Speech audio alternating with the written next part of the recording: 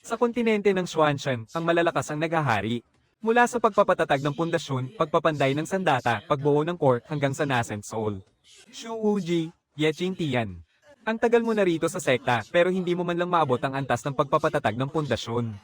Isa ka talagang basura. 3 taon na ang nakalipas mula nang mapunta ako sa mundong ito ng paglilinang ng kapangyarihan. Dahil sa kawalan ng talento, nahihirapan akong magpalakas. Kaya ako ang may pinakamababang antas ng kapangyarihan sa buong sekta. At dahil doon, palagi nila akong inaapi at pinagsasamantalahan. Wala na talaga silang ginawa kundi ang apihin ako. Kung hihinto lang sana ang oras. Talagang sasampalin ko kayo ng paisa-isa. Anong nangyayari? Bakit hindi gumagalaw ang lahat? Huminto nga ba talaga ang oras? Ah,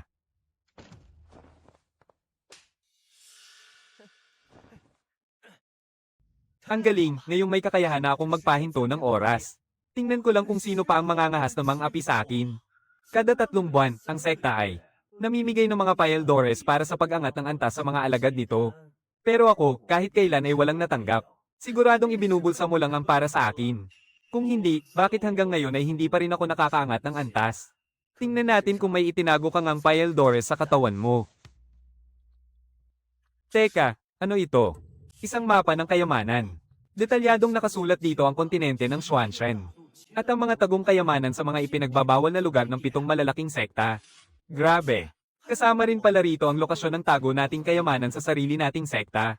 Sinong mag-aakalang nasa iyo pala? Ang ganito kaalagang bagay. Pero ngayon, akin na ito. May 15 segundo na lang akong natitira. Pero paano ko kaya sila mapapakilos uli? Subukan ko kayang pamitik ng daliri. Napagod din ako sa kasasampal sa kanila. Sige na nga, makipag-inuman na muna ako at magpakasaya. Kapag nakabawi na ako at tuluyang lumakas. At kapag nakuha ko na ang kayamanan ng sekta ngayong gabi, sisiguraduhin kong ibabalik ko sa inyo ng doble ang lahat ng kahihiyang ginawa nyo sa akin. Madaling araw na ngayon. Tulog na ang lahat sa buong sekta. Base sa nakasulat sa mapa, mukhang dito nga yun. Medyo nakakapanabik pala ang magnakaw sa unang pagkakataon.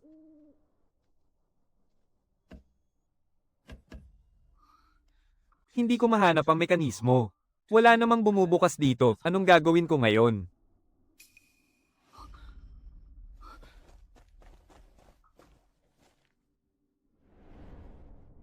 Siya pala ang saintess ng sekta. Ang kinikilalang pinakamagandang babae sa 8 malalaking sekta. Mula nang mag-meditate ng mag-isa ang pinuno ng sekta. Siya na ang naging pansamantalang pinuno. At pinahihirapan niya ang lahat ng mga lalaki sa buong sekta.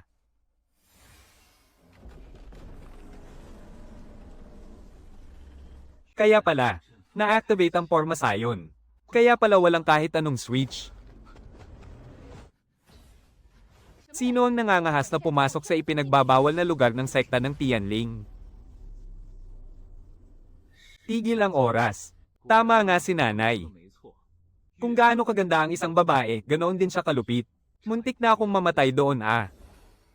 Hindi ko akalaing naiipon pala ang natitirang oras ko kahapon. Ang lupit naman nito.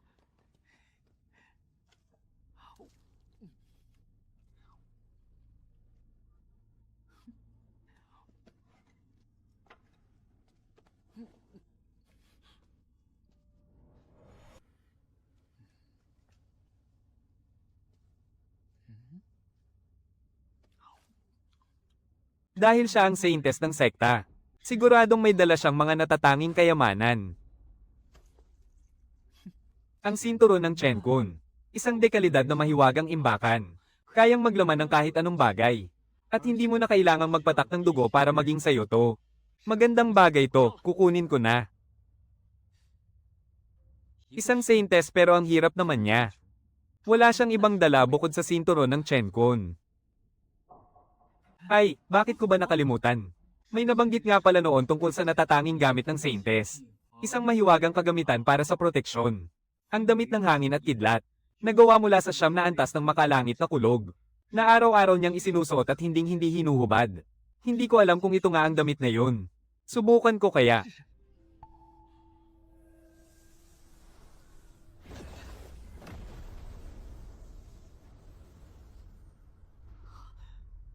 Ito nga. Pasensya ka na, Saintes. Masyado kasi akong mahina. At kailangan ko pang pumasok mamaya sa ipinagbabawal na lugar. Hindi ako sigurado kung may panganib ba sa loob. Kaya hihiramin ko muna ang damit mo, ha? Isa nga talaga itong dakilang kayamanan ng langit at lupa. Iba talaga ang pakiramdam kapag hinawakan. Interesante. Paubos na ang oras ko. Mabuti pang umalis na ako agad. Bumalik ang daloy ng oras.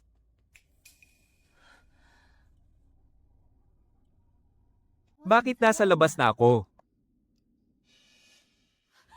Sinong buwisit ang naghubad ng mga damit ko?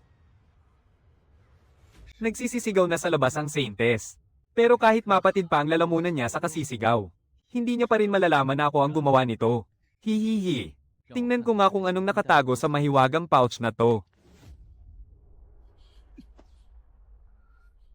Sinubukan ko lang namang saktan ng Saintes kanina para subukan siya. Pero hindi ko akalaing mapupuruhan ako sa loob. May gamot kaya para sa sugat sa loob ng mahiwagang pouch na to. Grabe, seryoso. Ang dami palang mahiwagang payaldores dito. Masyadong marami ito. May payaldores para sa pundasyon. May gintong gamot para sa mga sugat. At may payaldores pa para mabilis na maibalik ang lakas. At may 10 pang kahunang. Teka, ito ay mga core ng bangkay na lumilitaw lang kapag dinalisay ang mga dugong bangkay na mandirigma. Balita ko, mabisa rin to para mawala ang laso ng dugong bangkay. Sa mahiwagang pouch ng Saintes na to, bakit may ganitong klaseng mga bagay? Sige na nga, hayaan mo na. Itatabi ko muna to. Baka sakaling magamit ko pa to sa susunod. Ha, ang ginhawa. Isang payaldores lang nitong gintong gamot. Kayang-kaya ng pagalingin ang pinsala ko sa loob. Ngayon, hindi ko lang alam kung ang payaldores para sa pundasyon na to ay makakatulong sa akin para magtagumpay sa pagpapatatag ng aking pundasyon.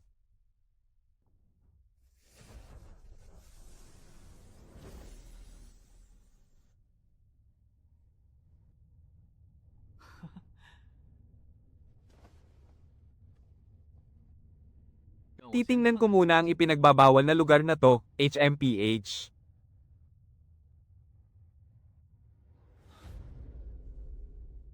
Isang gintong tansong kabaong. Ang kayamanan ng sekta ay tiyak na nakatago sa loob ng kabaong na yan.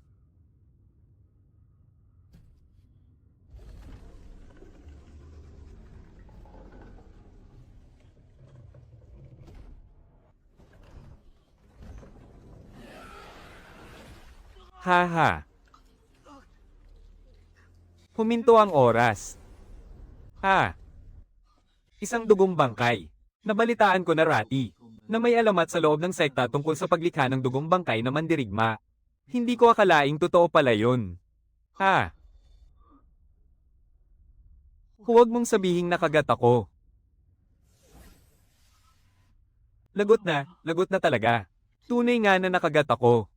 Kapag nagbago ang katawan ko para maging bangkay, bago pa man ako mapino ng sekta, magiging isang buhay na bangkay na ako. Masyado akong naging pabaya. Nako, kumalat na ang laso ng bangkay sa buong katawan ko. Kailangan ko ng mabilis na maalis ang laso na ito, para hindi ako maging isang ganap na bangkay. Kaya naman pala mayroon sa loob ng mahiwagang supot na ito na pamatay bangkay na. Mga talisman at mga core ng bangkay. Ginamit pala ito ng banal na dilag para pigilan ang pagkabuhay muli ng halimaw na ito, HMP.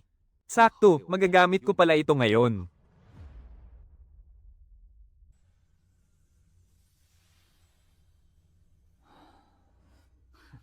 Buti na lang, naalis ko na ang laso ng dugong bangkay. Teka, hindi pa rin siya mapapatay ng ganito lang.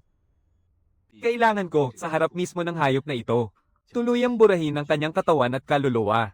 Bumalik na ang daloy ng oras. Ito ang ipinagbabawal na lugar ng sekta ng Tianling, kayong mga hamak na insekto, nang ahas kayong pumasok, kamatayan ang haharapin ninyo. Sino ka? Paano mo nakuha ang talisman na pamatay bangkay? Kung sino ako? Ang isang hayop na tulad mo ay walang karapatang malaman. Wala tayong pakialam sa isa't isa. At wala rin tayong atraso sa isa't isa. Kaya umalis ka na agad sa lugar na ito. Kung hindi dahil sa talisman na pamatay bangkay na yan, hinding-hindi ako susuko sa'yo. HMP. Nagmamalaki ka pa rin, ha? Kaibigan, ano ba talaga ang gusto mo para umalis ka na dito? Anong mga kayamanan ang mayroon ka dyan sa katawan mo? Ibigay mo sa akin ang lahat ng yan. Tingnan mo naman ang suot ko. Mukha ba akong may maitatagong kayamanan? Sa bagay, may punto ka. Kung ganoon, sabihin mo sa akin. Ano ang pinakamahalagang kayamanan sa ipinagbabawal na lugar na ito? Kapag hindi ka nagsalita, ididikit ko ang talisman na ito sa noo mo. Para tuluyan ka na maglaho na parang abo. Sandali, huwag naman. Napakahirap ng pinagdaanan ko para lang maging isang malakas na bangkay at magkaroon ng sariling isip. Ayoko pang mamatay. Sasabihin ko na, sa ilalim ng kabaong ko, may nakaselyong isang napakadelikadong bagay. Pero kung ano ba talaga yon, hindi ko rin alam. Narinig ko lang din yun noon mula sa banal na dilag. Ito yata ang pinakamahalagang kayamanan ng sektang Tianling. Ang dakilang kayamanan ng sektang Tianling. At kung mapapasa akin ito, hindi ba't mayayanig ko ang buong sekta? Napakabuti. Maaari ka nang mamatay. Napakawalang hiya mo. Nangako kang hindi mo ako papatayin. Ngayon, oras na para mamatay ka. Napakasalbahe mo. Nangako ka namang hindi mo ako papatayin, Bakit parang wala akong natatandaan? At saka, ang tulad mong hayop ay perwisyo lang sa mundo. Paano kung isang araw ay mang-agat ka pa ng iba? Hindi ba't magkakagulo lang ang mundo? Ito ang buong kapangyarihang nagmula sa Blood Corpse Puppet. Kailangan ko na itong ma-absorb agad. Baka sakaling sa isang iglap ay makatawid ako sa susunod na antas. At makatapak sa bagong yugto ng cultivation. Bakit hindi ako nagtagumpay na makatawid? Pero, nararamdaman kong tila lumakas ng husto ang kapangyarihan sa loob ko. At may kakayahan na rin akong kontrolin ng mga kaluluwa ng Blood Corpse. Grabe, napakalakas nito. Ang lakas ng isang hampas na ito ay umabot sa sukdulang lakas ng antas ng Jiedan. Oh, teka. Anong nangyayari? 18 kadena ng kaluluwa pero isang langgam lang ang nakagapos. Ito kaya ang sinasabing mapanganib na nilalang ng Blood Corpse Puppet. Ang langgam na ito. Mukhang bukod sa langgam na ito, ay wala na ng ibang bagay dito. Dala mo ba ang hita ng manok na hinihintay ko? Hita ng manok. Kaya pala nagpapadala ng pagkain ng banal na dalaga. Para pala ay pakin ang hita ng manok sa langgam. Pasensya ka na. Kinain ko na kasi ang hita ng manok na yon, isang lalaki. Tamang-tama, matagal-tagal na rin akong hindi nakakatikim ng lalaki. Tigil oras. Lagot. Mamamatay na ako rito.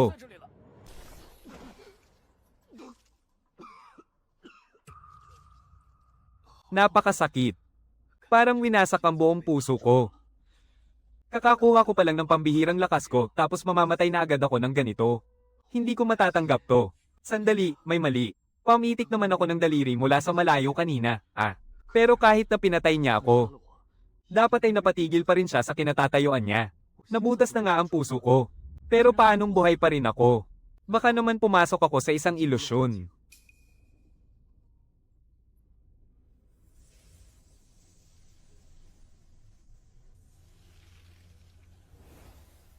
Tama nga, isang ilusyon nga ito.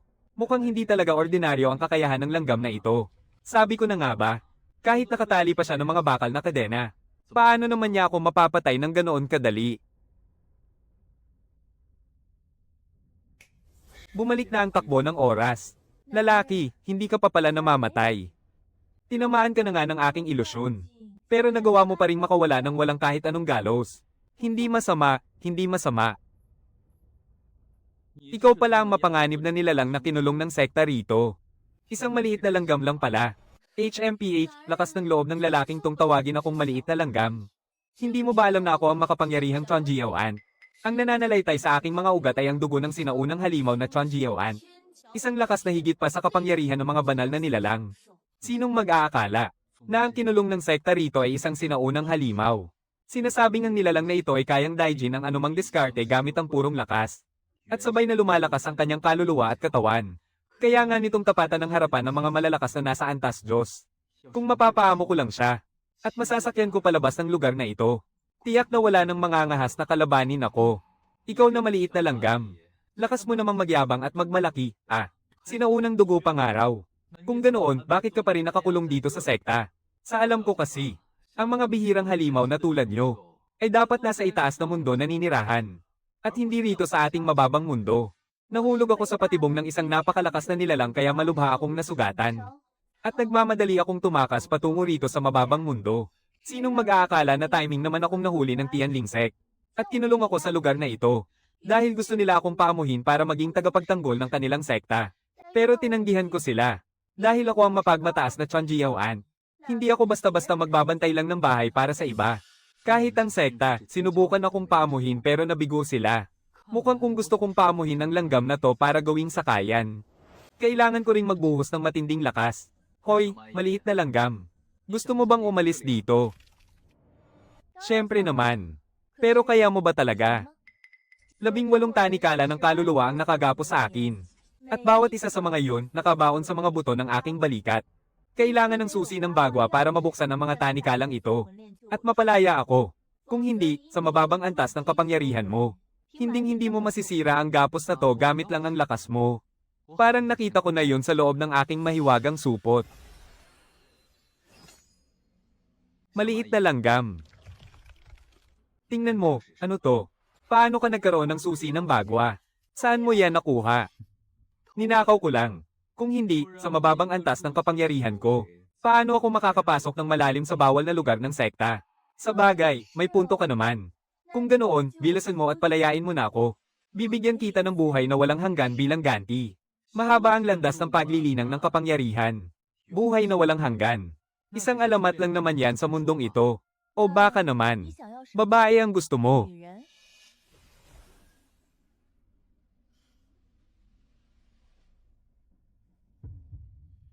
Sa tingin mo ba, maganda ako? Hindi ko akalaing kaya mo palang magbagong anyo bilang tao. Siyempre naman. HMP. Pero paano mo nagagawang magbagong anyo? Gayong nakagapos ka sa mga tanikalang ito. Ang nakagapos kasi rito, ay ang tunay kong katawan at hindi naman ako makakaalis dito. Kaya kahit magbagong anyo ako, dito lang din ako sa paligid na ito makakakilos. May panukala ako. Magkasundo tayo. Palayain mo ako. At tutuperin ko ang 3 mong kahilingan. Ang gusto ko ay ang buo mong katapatan at pagsunod sa akin. Maging sakayan kita. Hindi ako interesado sa isang mabilisang transaksyon lang. Ang sakim mo namang lalaki para sa isang nasa mababang antas pa lang. Kung ganoon, papatayin muna kita bago ko agawin ang susi sa kamay mo. Hindi ba ganoon din naman ang kalalabasan? Tigil ang oras. Buti na lang at napatigil kita sa tamang oras. Dahil kung hindi, sa lakas ng kukumong yan natatama sa akin. Siguradong gugulong ang ulo ko, HMM. Noong una, hindi ko alam kung para saan ang 2 bagay na ito. Pero ngayon, alam ko na. Lumalabas na. Ang 2 bagay na ito ay inihanda para sa isang maliit na langgam. Nakatulad mo.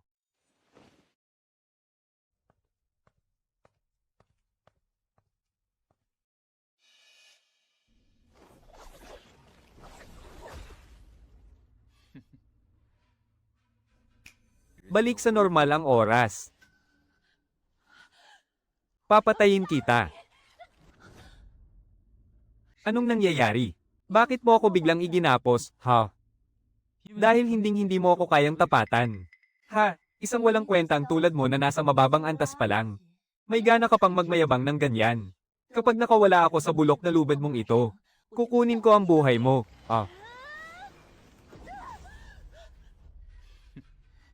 Hayop ka. Paano mo natutunang gamitin ang lubad na panali ng halimaw? Kaya pala lubad na panali ng halimaw ang tawag dito. Ngayong gapos ka na ng lubad na ito. Handa ka na bang sumuko at magpasakop sa akin? Ayaw mong sumuko, mahusay, may paninindigan ka. Ang latigo ng halimaw, huwag, pakiusap. Huwag mo akong paluin, hindi kakayanin ng kasalukuyan kong lakas ang latigong yan. Latigo pala ito ng halimaw. Mahal na banal na binibini, tunay ngang isang kayamanan ng mahiwagang sinturon na ito. Kung ayaw mo palang masaktan, bakit nagmamatigas ka pa riyan? Bakit hindi ka nalang sumuko at magpasakop sa akin? Ano, gusto mo pa bang mapalo? Hindi. Ang ibig kong sabihin, natalo mo na ako. Ibig bang sabihin niyan ay handa ka nang magpasakop sa akin? Oo. Napakahusay. Kung ganoon, gumawa na tayo ng kasunduan ng Panginoon at alipin. Masusunod, aking Panginoon. Kailangan mo lang patakan ng iyong dugo. Ang mga galame ng tunay kong anyo. Hintayin mo lang na kusang tanggapin ang kaluluwa ko, sapat na yun. Kung ganoon, babalik muna ako sa tunay kong katawan.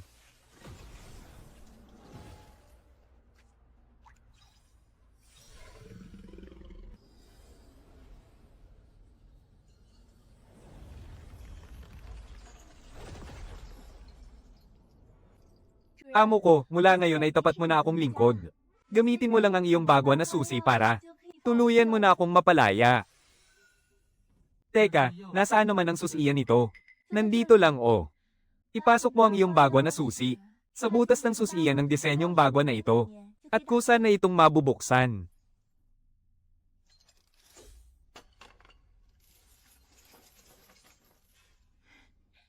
Sa wakas, malaya na ako.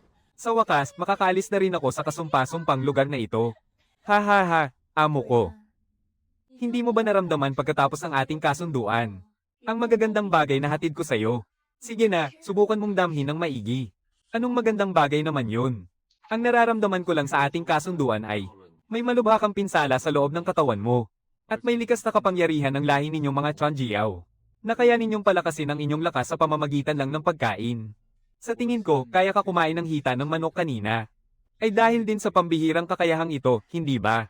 Pero sa ganitong uri ng kapangyarihan, kung makakain mo ang iba't ibang mahiwagang kagamitan, tiyak na mabilis na babalik sa dati ang lakas mo. Teka, nararamdaman ko na. Ito pala ang magandang bagay na ibinigay mo sa akin.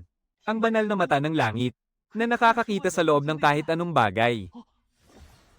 Aba, totoo nga, nakikita ko ang nasa loob.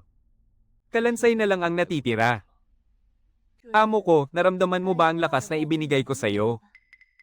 Oo, naramdaman ko. Ayos din pala ang kakayahan mo. Marami pang ibang kapangyarihan ng lahi naming mga Chanjiao-yi. Kapag unti-unti nang bumalik ang dati kong lakas, mas marami pang magagandang bagay ang makukuha mo, aking amo. Dahil sa sinabi mo, mas lalo tuloy akong nasasabik. Pumasok ka na muna sa loob ng katawan ko.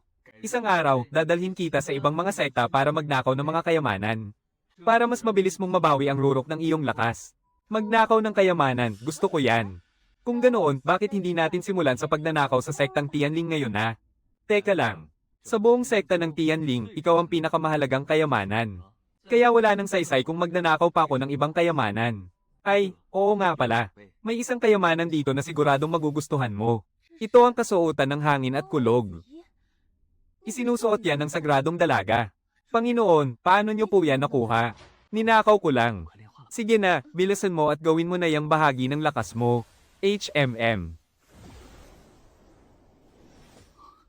Panginoon, umalis na po tayo rito. Unti-unti ko pong gagawing bahagi ng lakas ko ang kasuotan ng hangin at kulog na ito. Sige, hihintayin natin ang hating gabi bukas. At isasama ulit kita para maghanap ng kayamanan. May kautusan ang sagradong dalaga. Lahat kayo sa bakuran ng mga katulong. Lahat ng mga alagad, magtipon-tipon kayo sa bakuran ngayon din. Natutulog pa ba kayo? Bilisan niyo at pumunta na kayo sa bakuran. Pumunta rito ang sagradong dalaga sa ating bakuran ng mga katulong. Ano naman kung pumunta siya? Ano namang pakialam ko roon? Anong sinabi mo? Ano? Nandito ang sagradong dalaga. Oo. Wala lang yun. Pupunta na ako riyan sa bakuran ngayon din.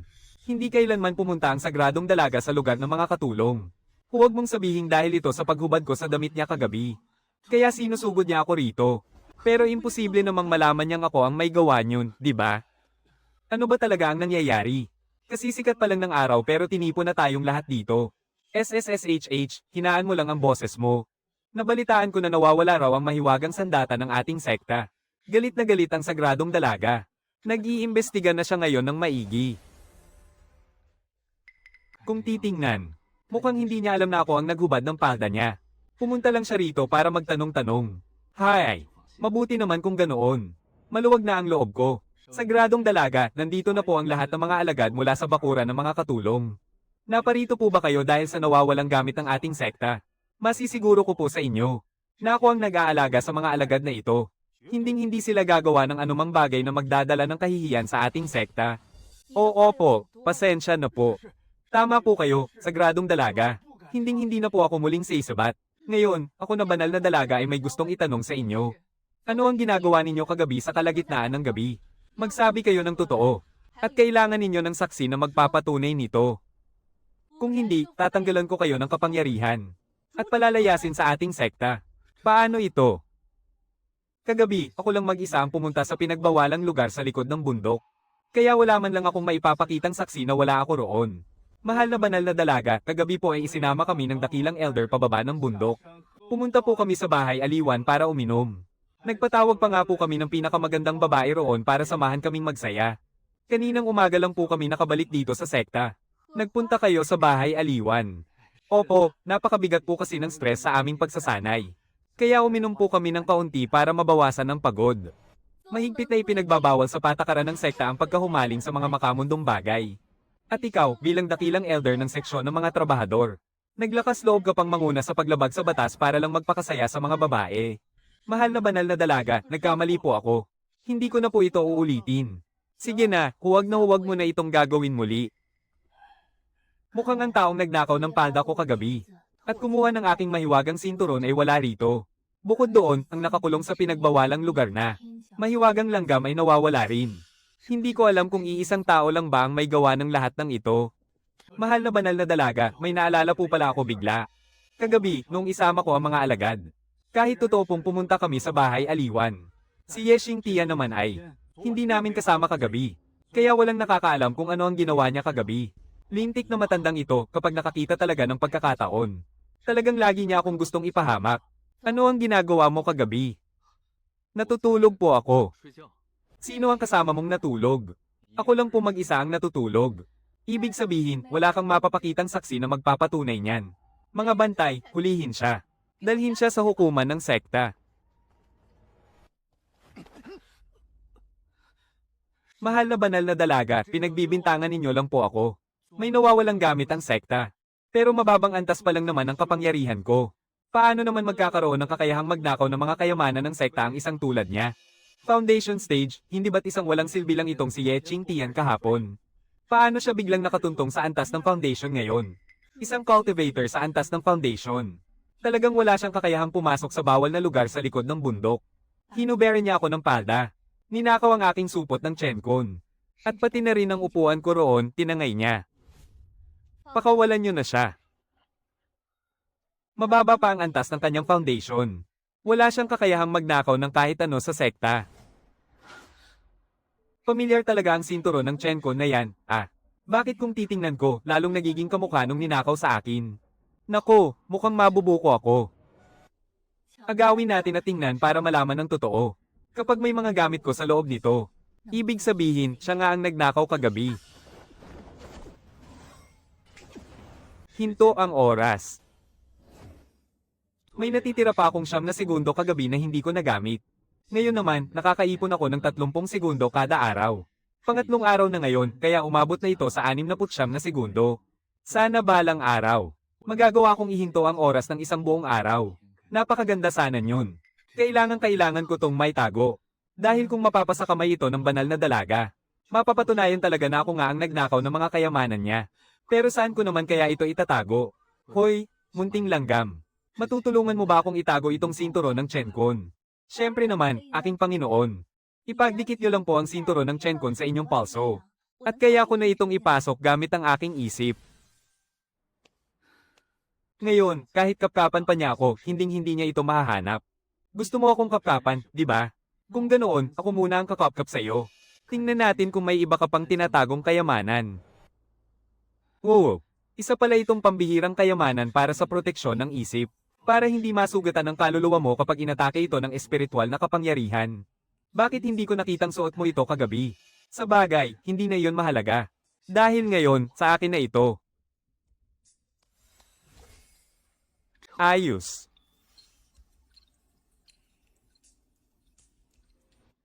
Siguradong may nakatagong kayamanan sa loob nito. Ito ang dakilang banal na sining ng sekta. Ang 9 na pag-ikot ng banal na espiritu. Tanda ko, bago pumasok sa pag-iisa ang pinuno ng sekta. Ibinigay niya ang lihim na kasulatang ito sa banal na anak para pag-aralan. Bakit ito nasa kanya ngayon? Walang pakialam kung paano niya nakuha yan. Ngayon, akin na ito.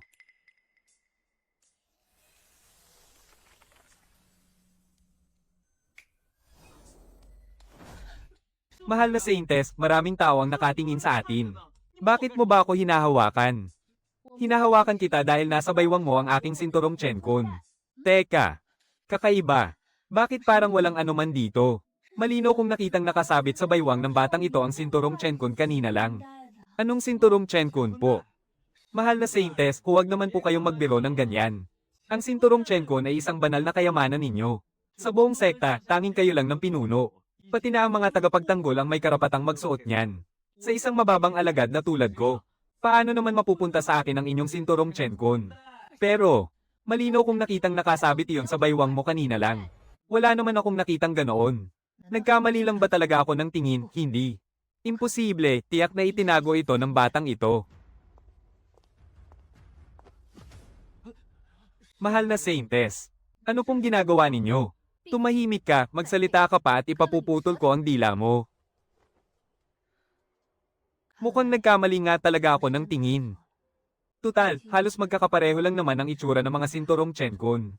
Anong nangyayari? Bakit nawawala ang aking kwintas ng espiritu? Pati na ang aking banal na sining ng siyam na ikot ay wala rin. Ang dalawang bagay na ito ay galing sa banal na anak ng sekta. Nalihim niyang ibinigay sa akin kaninang umaga para sa aking proteksyon. Para lang pasayahin ako. Paanong nawala ang mga ito ng sabay? O baka naman dahil sa pagmamadali ko kaninang umaga ay naiwan ko ang mga ito. Hindi maaari, kailangan kong bumalik para tingnan. Kailan mo pa narating ang antas ng pundasyon? HMPH, may pakialam ka ba? Hoy, naghahanap ka ba ng sakit ng katawan? Kung walang elixir ng pundasyon, paano ang isang basurang tulad mo ay magtatagumpay na makabuo ng pundasyon? Tiyak na ninakaw mo ang elixir ng dakilang elder, HMPH. Kahit pa nakabuo ka ng pundasyon, ano naman ngayon? Tatapakan pa rin kita sa ilalim ng aking mga paa, HMPH.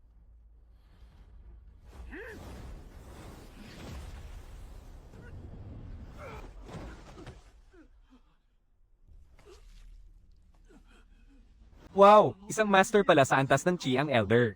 Pero napatumba lang siya sa isang suntok. Elder, ang kapangyarihan mo sa antas ng Chi ay hanggang doon lang ba talaga? Bakit hindi mo man lang matalo ang antas ng pundasyon ko? Napakawalang silbi mo talaga. Ang basurang si Yeching Tian. Nakakatalo pala ng mas mataas na antas. Hindi ito normal. Dakilang elder, okay ka lang ba? Sugurin niyo siya. Bugbugin niyo hanggang sa mamatay. Dakilang elder, kahit ikaw na nasa antas ng Chi ay hindi siya matalo. Kami pa kayang nasa antas ng pundasyon, gusto mo ba kaming magpakamatay? AGH, napakaduwag nyo talaga. Anong ginagawa mo? Bakit ka lumalapit? Diyan ka lang, huwag kang gagalaw. Ngayon, sa tingin mo ba madali mo pa rin akong maapi? Napipi ka na ba o nabingi? Patawad. Humihingi ako ng tawad sa'yo.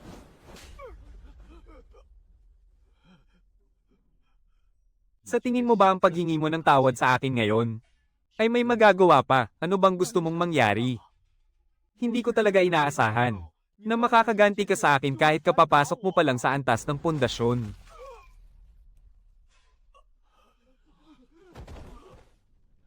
Yeching Tian, ang lakas ng loob mong wasakin ang kapangyarihan ng dakilang elder. Nababaliw ka na ba? Hindi ka ba natatakot sa parusa ng sekta? Marami rin kayong atraso sa akin. Kaya dapat lang na mawalan din kayo ng kapangyarihan. Oh. Ang kapangyarihan natin sa antas ng pundasyon. Nawala na rin. Yeching Tian, napakalupit mo. Ano ba talaga ang antas ng kapangyarihan mo? Kung anong antas ko? Kahit na mukhang nasa antas ng pundasyon lang ako. Pero naabsorb ko sa ipinagbabawal na lugar ng sekta. Ang kapangyarihan ng espiritu ng dugong bato. Sa isang hampas lang ng palad ko, kaya kong magpalabas ng madugong marka. At pakawalan ng pinakamalakas na kapangyarihan ng antas ng Golden Core. Lumabas ka na, magsanay tayong dalawa ng magkasama. Master, kakuha ko lang po ng isang mahiwagang kwintas mula sa banal na dalaga. Sige, ay absorb mo na ang kapangyarihan niyan. Talaga po. Napakabait niyo talaga, Master. At mayroon pa sa loob ng mahiwagang supot.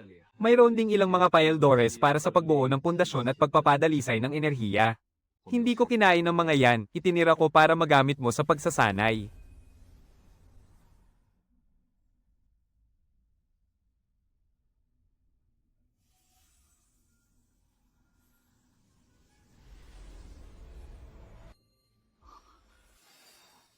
Napakalalim at napakahirap unawain ng sining ng siyam na pag-ikot ng banal na espiritu. Ang natutunan ko pa lang ay ang spell sa pagpino ng kaluluwa. Pati na rin ang spell sa pagpapaliit at spell sa pagpuksa ng kaluluwa. At ang spell sa pagkopya ng sarili at spell sa paghalili. Panginoon, nakakatakot ang bilis ng inyong pagsasanay. Ang sining ng siyam na pag-ikot ng banal na espiritu ay ipinamana pa mula sa mataas na mundo ng sekta ng banal na espiritu. Kahit ang kasalukuyang pinuno ng sekta ng banal na espiritu ay ang spell sa pagpuksa at spell sa pagpino ng kaluluwa lang ang natutunan. Pero ang antas ng lakas ko ay nananatili pa rin sa yugto ng pagbuo ng pundasyon. Isang uri ng sining sa pagtatanggol ang sining ng siyam na pag-ikot ng banal na espiritu. Karaniwan itong ginagamit para lang iligtas ang sariling buhay. Kaya naman hindi nito mapapataas ang antas ng iyong lakas. Pero kung kinakailangan, kaya nitong pumatay ng kalabang mas mataas ang antas kaysa sa iyo. Tama. Mabuti na lang at nasanay ko na ang golem na bato para sa labanan. Sa isang hampas lang ng dugong palad, kayang magpakawala ng lakas na katumbas ng pinakamataas na antas sa yugto ng gintong core. Ngayon, tingnan naman natin kung saang sekta tayo magnanakaw ng kayamanan ngayong gabi. Base sa nakasulat sa mapang ito ng mga nakatagong kayamanan, ang Yinshi Pavilion ay mahilig talagang magnakaw ng mga lihim na kayamanan ng ibang sekta. Wala man lang silang nagawang mabuti. Madalas silang kumukuha ng mga kababaihang may dalisay na enerhiya para gawing mga buhay na bangkay. Panginoon, gaano ba kalakas ang Yinshi Pavilion na yan? Pampito sila sa 8 malalaking sekta. Ang pinuno ng Yinshi Pavilion ay nasa mataas na antas pa lang ng yugto ng gintong core.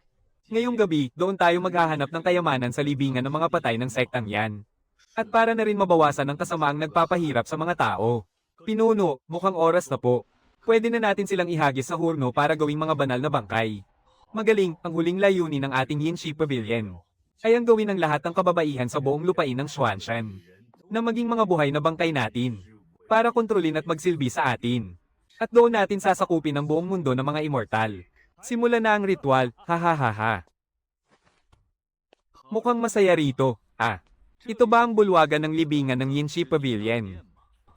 Sino ang taong yan? Hindi siya mukhang kasapi ng Yinshi Pavilion natin, Lihim na teritoryo ito ng aming sekta. Sino ka? Paano ka nakapusok dito? Ako si Yeching Tian. Nakarating ako rito dahil sa gabay ng isang lihim na mapa ng kayamanan. At naparito ako para maghanap ng kayamanan. Ay, mali pala. Ang totoo, para agawin ang inyong mga makapangyarihang sandata. Para palakasin ang sarili ko. Agawin ang aming mga makapangyarihang sandata. Hahaha, isang hamak na baguhang tagapagsanay lang. Ang lakas ng loob mong magyabang dito sa aking sekta. At talagang balak mo pang agawin ang aming mga kayamanan. Sinong papatay sa taong ito? At gagawing sunod-sunurang bangkay ang kanyang katawan. Para magsilbing babala sa lahat. Ako na ang bahala. Sakto naman na ang matandang tulad ko ay nangangailangan ng isang bangkay na magbabantay sa aking pinto, HM.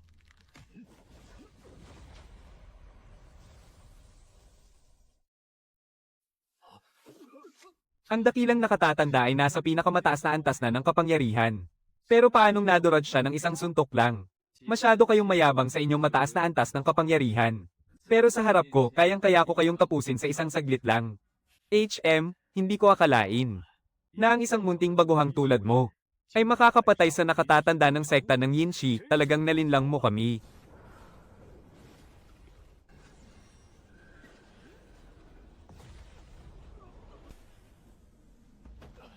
Nagkunwari ka lang palang mahina. Isa ka palang napakalakas na eksperto sa pinakamataas na antas. Ngayon mo lang nalaman. Ang lakas ko ay sapat na para patayin ka, hindi ba? Kung sa tingin mo ay ganoon mo lang ako kadaling mapapatay. Nagkakamali ka, masyado mong minaliit ang tunay na lakas ng aking sekta ng Yinshi. Patayin niyo siya. Isang kumpol ng mga mahihinang langgam. May lakas pa ng loob na lumaban sa isang dambuhalang dragon. Napakahina ninyo. Ang aking lihim na mapa ay nagsasabi lamang na may kayamanan sa lugar na ito. Pero hindi nito tinukoy kung saan nakatago. Kaya naman, ibigay mo na sa akin ang pinakamahalagang kayamanan ng inyong sekta. At maaari ko pang maawang iligtas ang buhay mo. Iligtas ang buhay ko. Akala mo ba talaga ay napakalakas mo na? Bakit, hindi ba? Lahat ng iyong mga alagad ay napatay ko na. At ikaw naman ay wala na ring lakas na natitira. Ibigay mo na sa akin ngayon din ang pinakamahalagang kayamanan ng sekta mo. Kung hindi, dudurugin kita ng tuluyan. Ha ha ha ha ha. Ang aming sektang Yin, na kilala bilang isa sa 8 pinakamalakas na sekta sa lupain ng Xuanshan, ay mayroon talagang napakalakas at malalim na pundasyon. Hindi mo kami basta-basta mapupuksa ng ganoon lang, ikaw na espiritong mang-aagaw ng kaluluwa.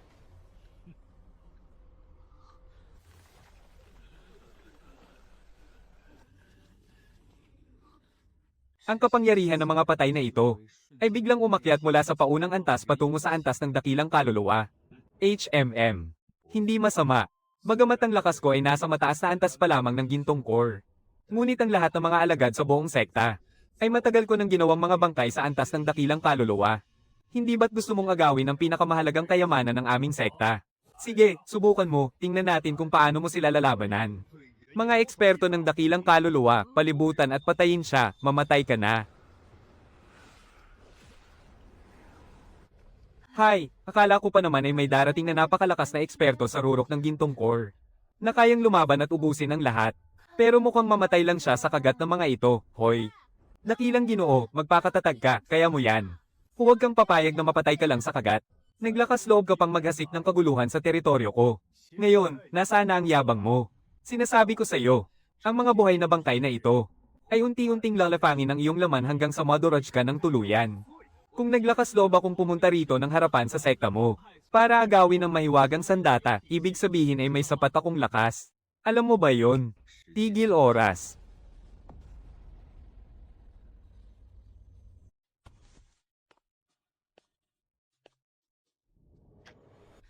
Tunay ng mga hayop kayong walang awang natitira. Muntik na akong makagat ng walang natirang kahit ano.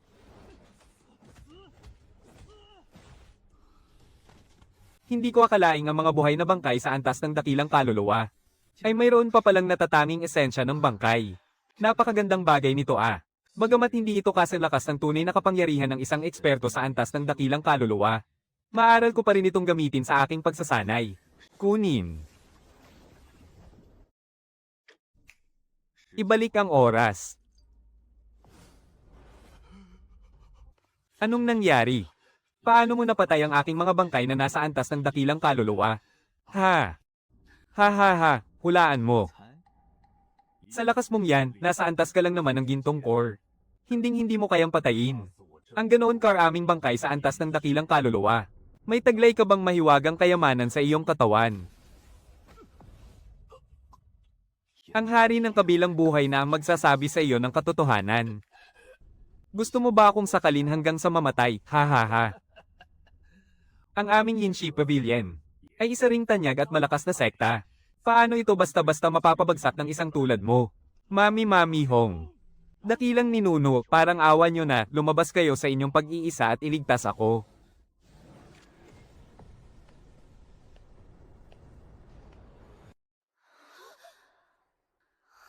Si dakilang ninuno Yinshi. Hindi ko akalaing ang Yinshi Pavilion nyo ay may itinatago palang ganito kay takot-takot na halimaw.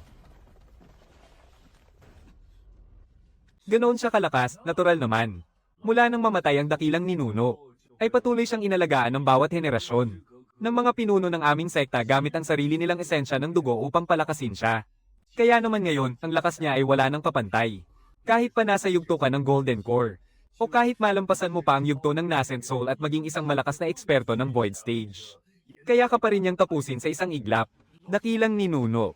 Mabuti na lamang at natapos na ang inyong pag-iisa. Kung hindi, siguradong nabura na ang Yinshi Pavilion. Mga walang silbi.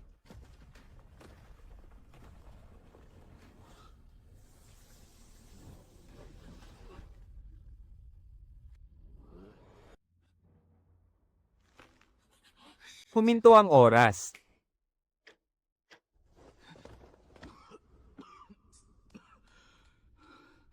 Sinasabi ko na nga ba, ang bawat sekta ay may sariling natatagong lakas at lihim na alas. Ang matandang halimaw na ito ng Yinshi Pavilion ay umabot na pala sa mataas na antas ng Void Stage. Subalit, mamamatay pa rin siya sa ilalim ng aking mga kamao.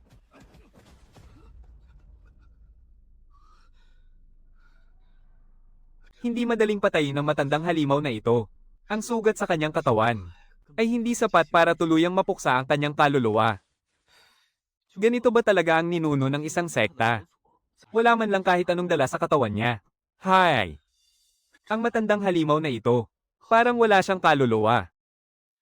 Siyam na ikot ng makalangit na espiritu, teknik sa paghahanap kaluluwa. Kaya naman pala, isa lang siyang halimaw na walang kaluluwa. Para lang siyang isang buhay na bangkay. Kaya naman pala hindi niya nararamdaman ang sakit. Ang gawing isang makapangyarihang halimaw sa antas ng void stage ang sarili ninyong ninuno. Kayo lang talaga sa Yinshi Pavilion ang makakagawa ng ganoong kalapastanganan. Pero kung gusto mong kontrolin ang ganyang napakalakas na halimaw, kailangan mong magkaroon ng sagradong kagamitan na kumokontrol sa kaluluwa.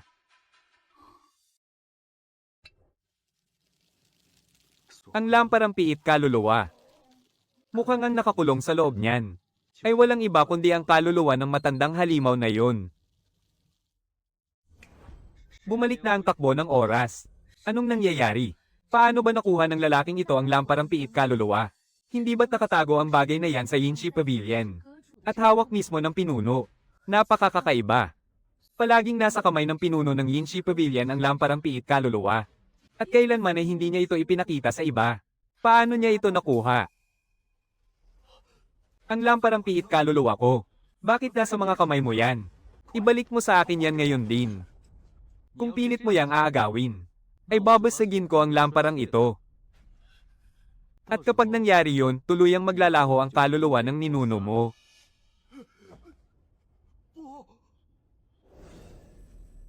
Mukhang alam mo naman pala na ang lamparang ito ang makakatapos sa buhay mo.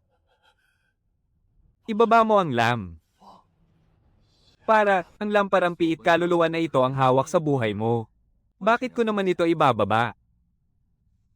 Gusto ko ang pakiramdam na kontrolado ko ang buhay at kamatayan ng iba. Napakasarap sa pakiramdam.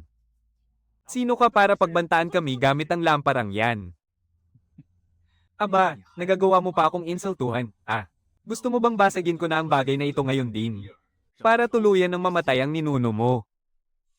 Huwag, pakiusap. Hindi ba't ang tanging gusto mo lang naman ay ang mga mahiwagang kayamanan ng aking Yinshi Pavilion? Ibalik mo lang sa akin ang lamparang piit kaluluwa. At bibigyan kita ng 10 espiritual na tableta, ano sa tingin mo? Walang kwenta. Kapag nawasak ko na ang buong sekta ninyo, mapapasakin na ang lahat ng inyong kayamanan. Wala namang atraso sa iyo ang aking Yinshi Pavilion. At kailanman ay hindi ka namin ginalit. Bakit ba kailangan mo kaming gipitin ng ganito? Dahil gusto ko ang pinakamahalagang kayamanan ng Yinshi Pavilion. Pero ayaw mong ibigay sa akin. Kaya naman, ang wasakin ng inyong sekta ay tama at nararapat lamang. Hoy halimaw, gusto mo pa bang mabuhay o gusto mo nang mamatay? Gusto kong mabuhay. Kung ganoon, patayin mo siya.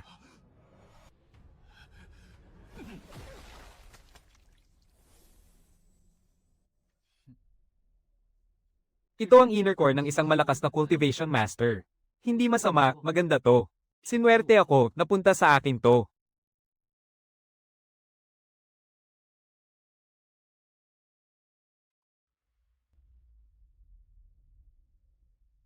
Ibigay mo sa akin ang lampara.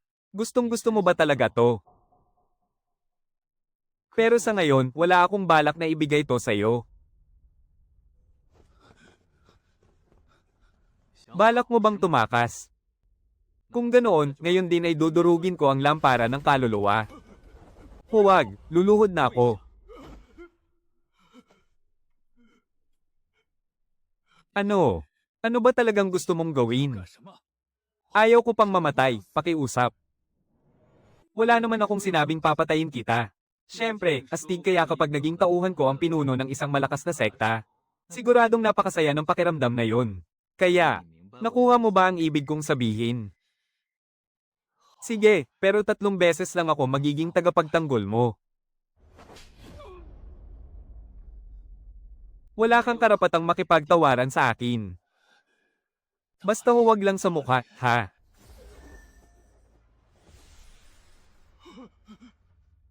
Pumasok ka na ng kusa.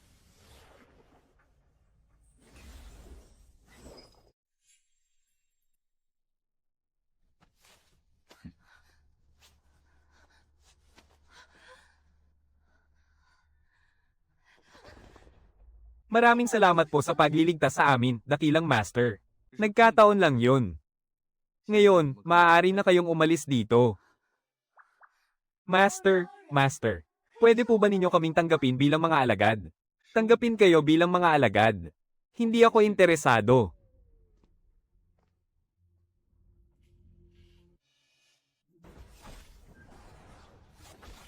Ha? Ha? Niligtas ko kayo. Bakit ninyo ako inatake ng pataksil sa likod? Dahil kami ang mga Holy Maiden ng Yinshi Pavilion. Ano? Holy Maiden. Noon pa man, kusan na kaming nagpresinta para maging cultivation vessel. Para magamit ng aming Holy Master sa kanyang pagsasanay. Ang hindi lang namin inaasahan ay ang biglaang pagdating mo. Kaya naman napilitan kaming magkunwaring kaawa-awa. Para lang mapababa ang alerto mo. Pinagpapatay mo ang buong sekta namin ng walang kaawa-awa. Pero ngayon, oras na para mamatay ka na rin.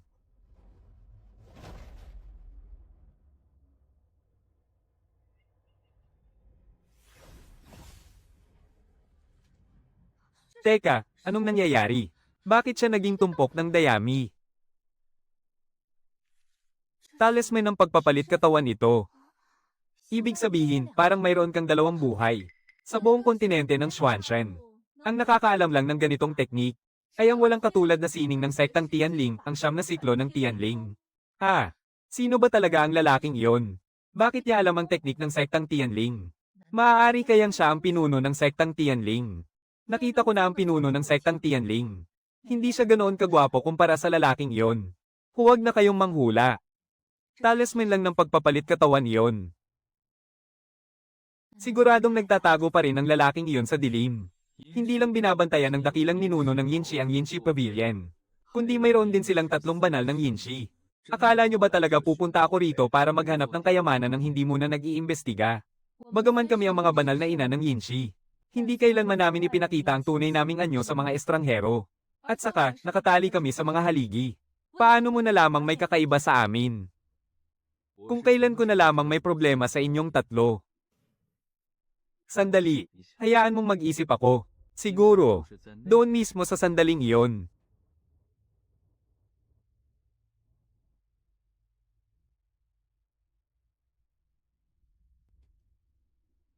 Bagaman naparito ako para tapusin ang Yinshi Pavilion. Sa isang banda, hindi ba't parang iniligtas ko na rin ang tatlong babaeng ito? Pero bakit? Ang paraan ng pagtingin nilang tatlo sa akin. Puno ng galit at pagnanais na patayin ako. Para bang pinatay ko ang buong pamilya nila.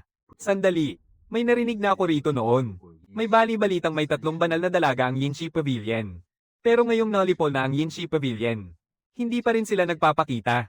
Para masiguro ang aking kaligtasan. Mas mabuting maging maingat ako.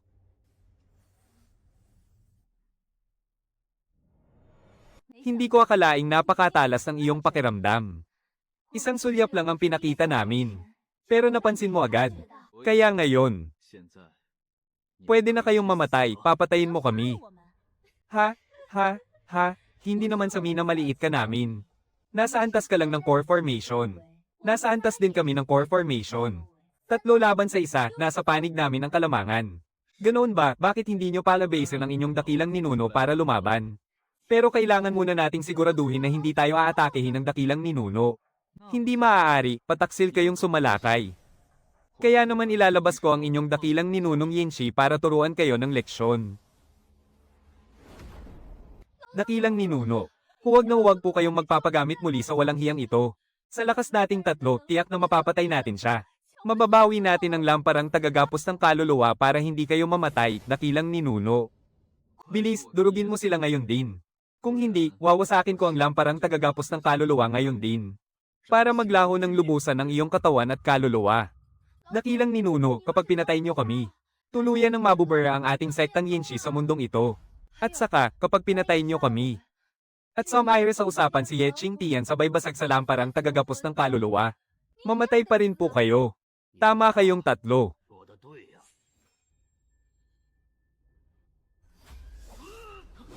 Haha. Napakagiting nyo talaga, dakilang ninuno. Isang hampas lang, patay agad ang batang yan, di ba? Talaga bang patay na siya?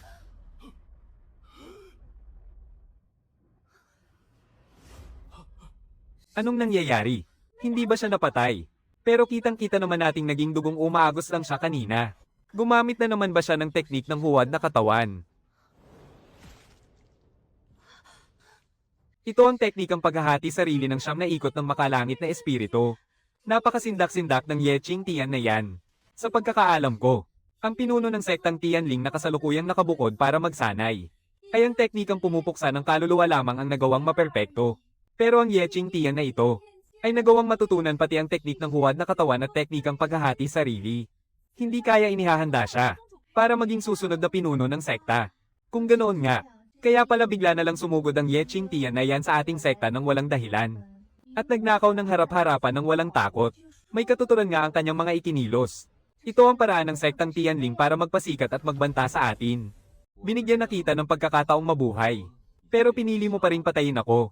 Kung ganoon, ipapadala ko na sa kabilang buhay ang walang utang na loob na halimaw na tulad mo. Huwag mong sasaktan ang aming dakilang ninuno. Kung matapang ka talaga, kami ang harapin mo.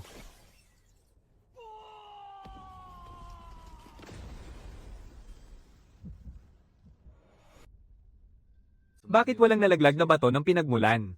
Sa halip, bakit isang puso ang lumabas dito? Kahit na ang katawang ito ay nagtataglay ng napakalakas na enerhiya ng kamatayan at buhay. Ito ang walang hanggang katawan ng dakilang ninuno, alis na tayo.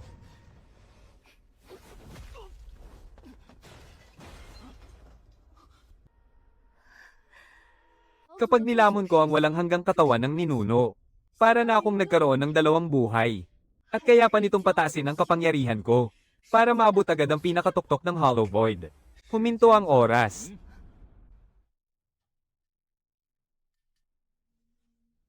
Hindi nyo ba alam na naparito ako para lang agawin ang mga kayamanan?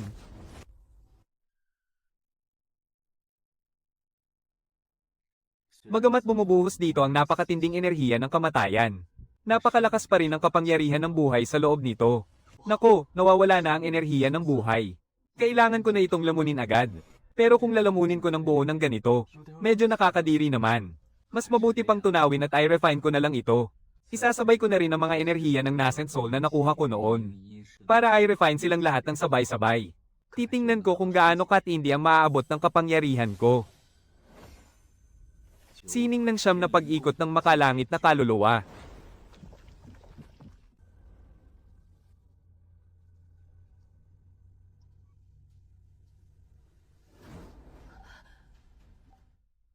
Ha? Anong nangyayari? Nilalamon at nire-refine ni Ye Ching Tian ang walang hanggang katawan ng ating ninuno. At pati ang mga Nascent Soul, ang lakas ng loob niyang lapastanganin ang katawan ng ninuno. Papatayin kita. Huwag kang padalos-dalos. Bakit? Napakagandang pagkakataon na nito sa harap natin. Bakit mo ako pinipigilang patayin siya? Nakita mo ba yon? Patay na si ate. Ano ka mo? Kailan pa pinatay ni Ye Ching Tian si ate? Masyadong mapanganib at hindi natin mabasa ang galaw ni Ye Ching Tian. Mas mabuti pang tumakas muna tayo. Parang hindi naman tama na tumakbo na lang tayo ng ganito. Pinatay niya si ate. At ngayon, nire-refine pa niya ang walang kamatayang katawan ng ninuno. Sa sandaling ito, hindi siya pwedeng magambala. Dahil kung magulo ang kanyang konsentrasyon, magwawala ang kanyang enerhiya at sisubog ang katawan niya. Ito na ang pinakamagandang pagkakataon para tapusin siya. Tama ka. Masyado lang akong kinabahan kanina. Akala ko kasi bitag yun. Sige, patayin na natin siya. Ha? Ha? Anong nangyayari rito? May banal na kapangyarihan bang nagpoprotekta sa kanya? Hindi man lang natin siya malapitan.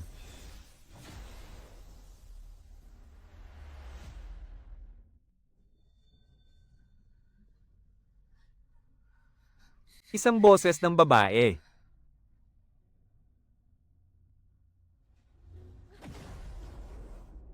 Mga hamak na nilalang, wala kayong karapatang saktan ng aking Panginoon. Ito ang mabangis na halimaw mula pa noong unang panahon. Tinawag niya talagang Panginoon si Ye Ching Tian. Alagang hayop lang ba niya yan? Maawa kayo, pakiusap, patawarin niyo kami. Huwag kayong mag-alala, hindi ko kayo papatayin ngayon. Dahil ang inyong buhay at kamatayan ay nakasalalay sa mga kamay ng aking Panginoon. Pero maaari ko pa rin kayong bigyan ng kaunting parusa. Banal na kapangyarihan. Tamaan.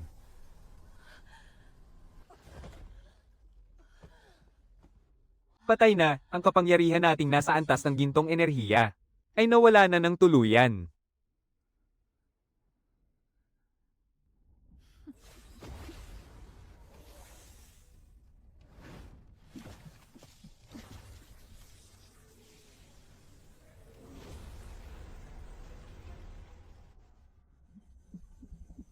Sa wakas, nagsanib na ang kapangyarihan. Hindi ko akalaing mararating ko ang pinakarurok ng aking banal na kapangyarihan. Napakatindi at nakakatakot talaga ng kapangyarihan nitong si Ye Qingtian. Saglit pa lamang ang lumipas na panahon. Pero narating na agad niya ang ganoong kataas na antas. Lalabag na ito sa batas ng kalikasan sa sobrang lakas. Anong gagawin natin kung gusto niya tayong patayin? Wala man lang tayong kalaban-laban. Anong gagawin mo sa amin? Kanina habang sinasipsip ko ang kapangyarihan ng walang hanggang puso, nagbalak kayong dalawa na traidorin at patayin ako. Totoo ba? Hindi, hindi totoo yun. Hindi namin magagawang patayin ka. Pakiusap, patawarin mo kami. Handa kong ibigay ang aking katawan para matugunan ang anumang nais mo. Tama, ako rin, handang-handa ako. Kami ang mga banal na dalaga ng Yin Shisek. Napakaganda namin at busilak pa ang aming mga katawan. Hindi pa kami kailanman nahahawakan ng sinumang lalaki. Kuya Ye, nasasaktan mo ako sa hawak mo. B, bakit mo siya pinatay? Gusto lang naman naming ibigay ang aming mga katawan para makakuha ng isang pagkakataong mabuhay. Ang mga banal na dalaga ng Yin Corps. Kaya sila tinawag na banal at walang lalaking nang ahas na humawak sa kanila. Ay dahil kapag hinawakan mo sila, mapupuno ang buong katawan mo ng laso ng kamatayan. Isinumpa, kaya naman naging isang buhay na bangkay. Sa tingin mo ba hindi ko yon alam? Kaya naman pala alam mo ang lihim ng aming banal na birhen ng Yinshi. Sa mundo ng kultibasyon, ang malalakas lamang ang may karapatang mabuhay. Mamatay ka na. Anong nangyayari? Bakit bigla siyang naglaho? Ngunit malinaw kong nararamdaman na may sinasakal pa rin akong tao sa aking mga kamay. Isang sining ba ito ng paglalaho? Dahil ayaw mo pa ring magpakita. Pipisain kita ng buhay hanggang sa maduraj ka.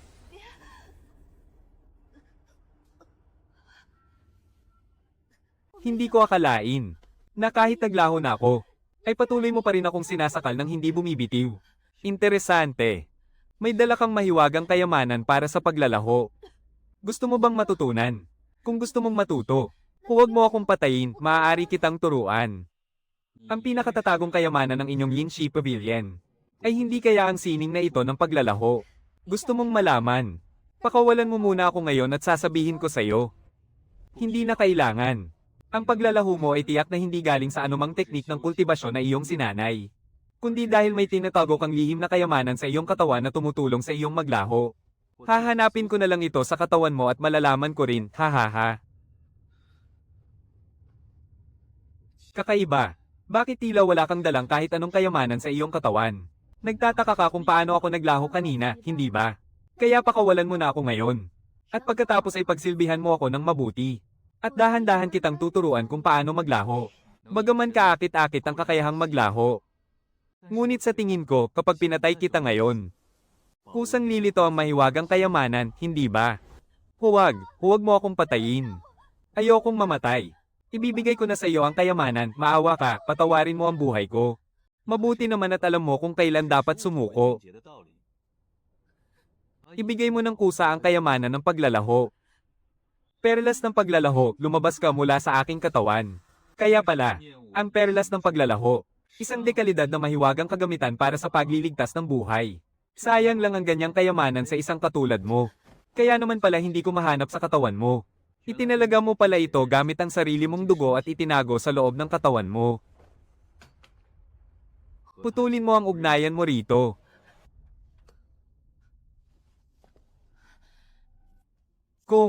Kung puputulin ko ang ugnayan, pakakawalan mo ba ako, ha?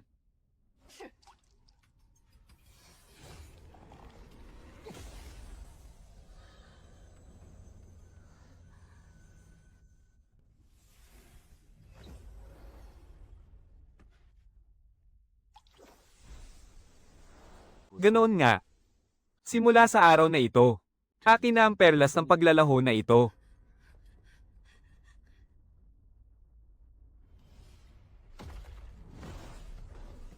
Ha ha ha. Saan ka pupunta? May napagkasundoan na tayo, di ba? Ibinigay ko na sa iyo ang perlas ng paglalaho. Para payagan mo akong umalis. Bakit hinaharangan mo pa rin ang daan ko? Sinabi ko ba talaga yon? Anong ibig mong sabihin? Naibigay ko na sa iyo ang kayamanan ko, babawiin mo ba ang pangako mo? Kailanman ay hindi ako nangako sa iyo. Nahahayaan kitang mabuhay. At isa pa, winasak ko na ang inyong sekta ng Yinshi. Kung hindi ko lilipulin ang lahat ng natitira sa inyo, paano kung balang araw ay bumalik ka para maghiganti sa akin?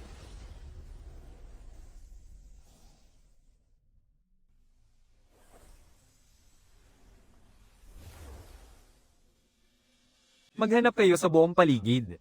Alamin ninyo kung nasaan ang silid ng kayamanan ng Yinshi. Masusunod. Anong nangyayari? Alam ko na, huwag mo na akong tapikin. Napakagaling, mga katamtamang uri ng elixir, mga dekalidad na sandata, at mga pambihirang lihim na kasulatan. Panginoon, mayroon din ditong sining ng pagpino ng bangkay. Siguradong ito ang pinaka-iniingatang kayamanan ng sekta ng Yinshi. Ang 7 ulit na sining ng pagpino ng bangkay, ang pinakamataas na antas, ay kayang lumikha ng pinakamalakas na kapangyarihan mula sa sinaunang ninuno ng mga bangkay. Ngunit ang unang hakbang para masimulan ito ay ang pagputol sa sariling pagkatao. Ang pagtanggal sa 7 emosyon at 6 na pagnanasa. Ang kondisyong ito, hindi ko kayang gawin. Sa iyo na ang lahat ng ito. Nasa sa iyo na kung gaano karami ang kaya mong sanayin. Opo, maraming salamat, aking Panginoon. Kung ganoon, hindi na ako mahihiya.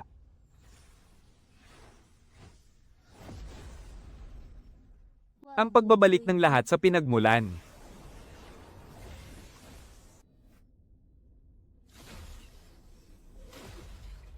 Anong nangyayari? 1,000 taon na ang nakalipas. Nag-iwan ako ng aking pamana sa lupain ng Xuanshan. Ang sekta ng Yinshi ay tuluyan palang pinuksa. Ikaw ang nuba na hinukay ko mula sa sinaunang mapanganib na dagat. At ginawa kitang puppet sa labanan. Ngayon, bumaba ka sa lupain ng Xuanshan. At alamin mo kung ano talaga ang nangyari doon. Sino ang naglakas loob na magwasak ng pamanang iniwan ko? Paslangin mo sila. At sapat na ang dalhin mo rito ang kanilang mga bangkay. Panginoon, tapos ko na pong sipsipin ang buong enerhiya. Napanumbalik ko na po ang kaunting bahagi ng aking lakas. Ay, mukhang nakatulog si Panginoon. Kung titingnan pala ng mabuti, medyo gwapo rin ang lalaking to, ah? Saan nanggaling ang babaeng demonyong yan?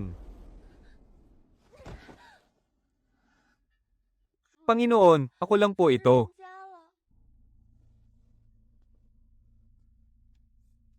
Isang langgam na tulad mo, anong balak mong gawin? Wala nang laman ang lugar na ito. Umalis na tayo rito. Oo, para nanakawin naman natin ang kayamanan ng susunod. HMM? Sige, pwede rin. Tingnan ko nga kung saan ang susunod nating pupuntahan. Base sa mga pahiwatig sa lihim na mapang ito, ang pang-5 sa 8 dakilang sekta, ang pinakasagradong kayamanan ng sekta ng Yuming, ang Yuming Banner, ay kayang mag-utos sa libo-libong multo. At isa pa, nakasulat din dito kung paano makakapasok sa ipinagbabawal na lugar ng sekta ng Yuming. Maghanap ka ng daan palabas. Ngayong gabi, pupunta tayo sa sekta ng Yuming para maghanap ng kayamanan, Panginoon. Nahulog lang naman tayo mula sa butas na ito. Kaya mas mabuting bumalik tayo doon sa dumaan natin. Sa tingin ko, mahigit 1,000 metro ang taas nito. Hindi ko pa kayang lumipad gamit ang aking espada ngayon. Kaya hindi ko kayang akyatin ang ganito kataas. Ikaw na isang langgam, bakit mo ako niyayakap? Panginoon, napanumbalik ko na po ang kaunting bahagi ng aking lakas. Kaya ko na po kayong ilipad pataas. Ha ha ha ha ha. Sinasabi ko na nga ba, ang pagkapuksa ng sekta ng Yinshi sa loob lang ng isang gabi, ay siguradong dahil sa kanilang silid ng kayamanan. Mukhang tama nga ang hula ko. Wala akong pakialam kung sino kayo, o kung paano ninyo nagawang pabagsakin ang sekta ng Yinshi. Basta ibigay ninyo ng kusa sa akin ang lahat ng kayamanang nakuha ninyo. Kung hindi, mamamatay kayo. Kayo ay mga tauhan ng sekta ng Yuming, 2.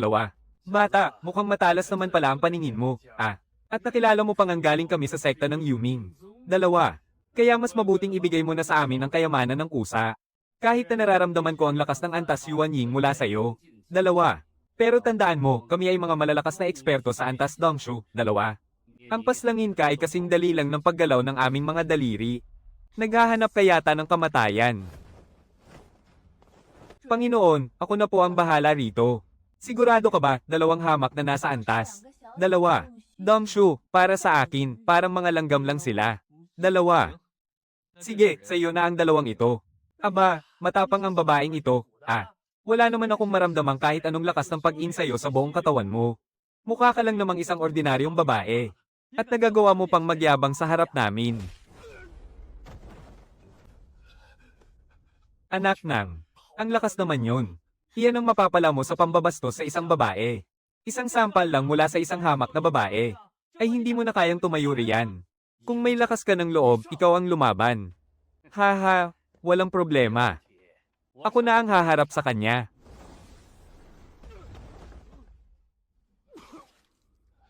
Anong nangyayari? May taglay bang pambihirang lakas? Ang babaeng ito, pero imposible naman. Pareho tayong malalakas na mandirigma sa antas ng Dongshu. 2. Paano mangyayaring isang sampal lang ay dugo-dugo na ako? Hoy, ano ba talaga ang totoong antas ng lakas mo? Gusto mong malaman ang totoong lakas ko? Mas mabuti pang ipakita ko na lang sa inyo ang tunay kong anyo.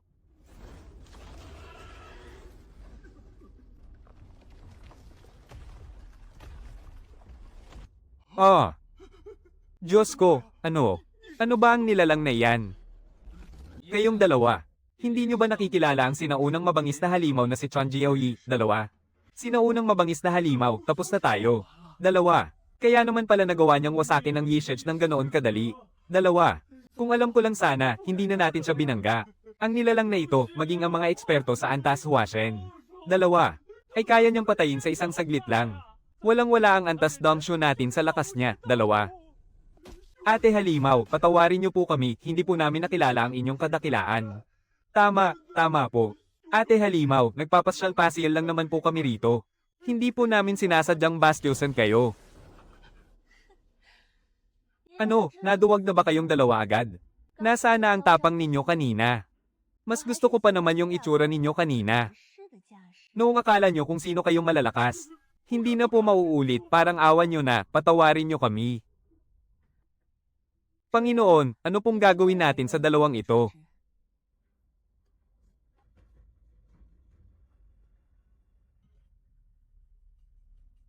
Oh, hindi na kayo makaporma ngayon, ano? Opo, boss. Nagkamali po kami.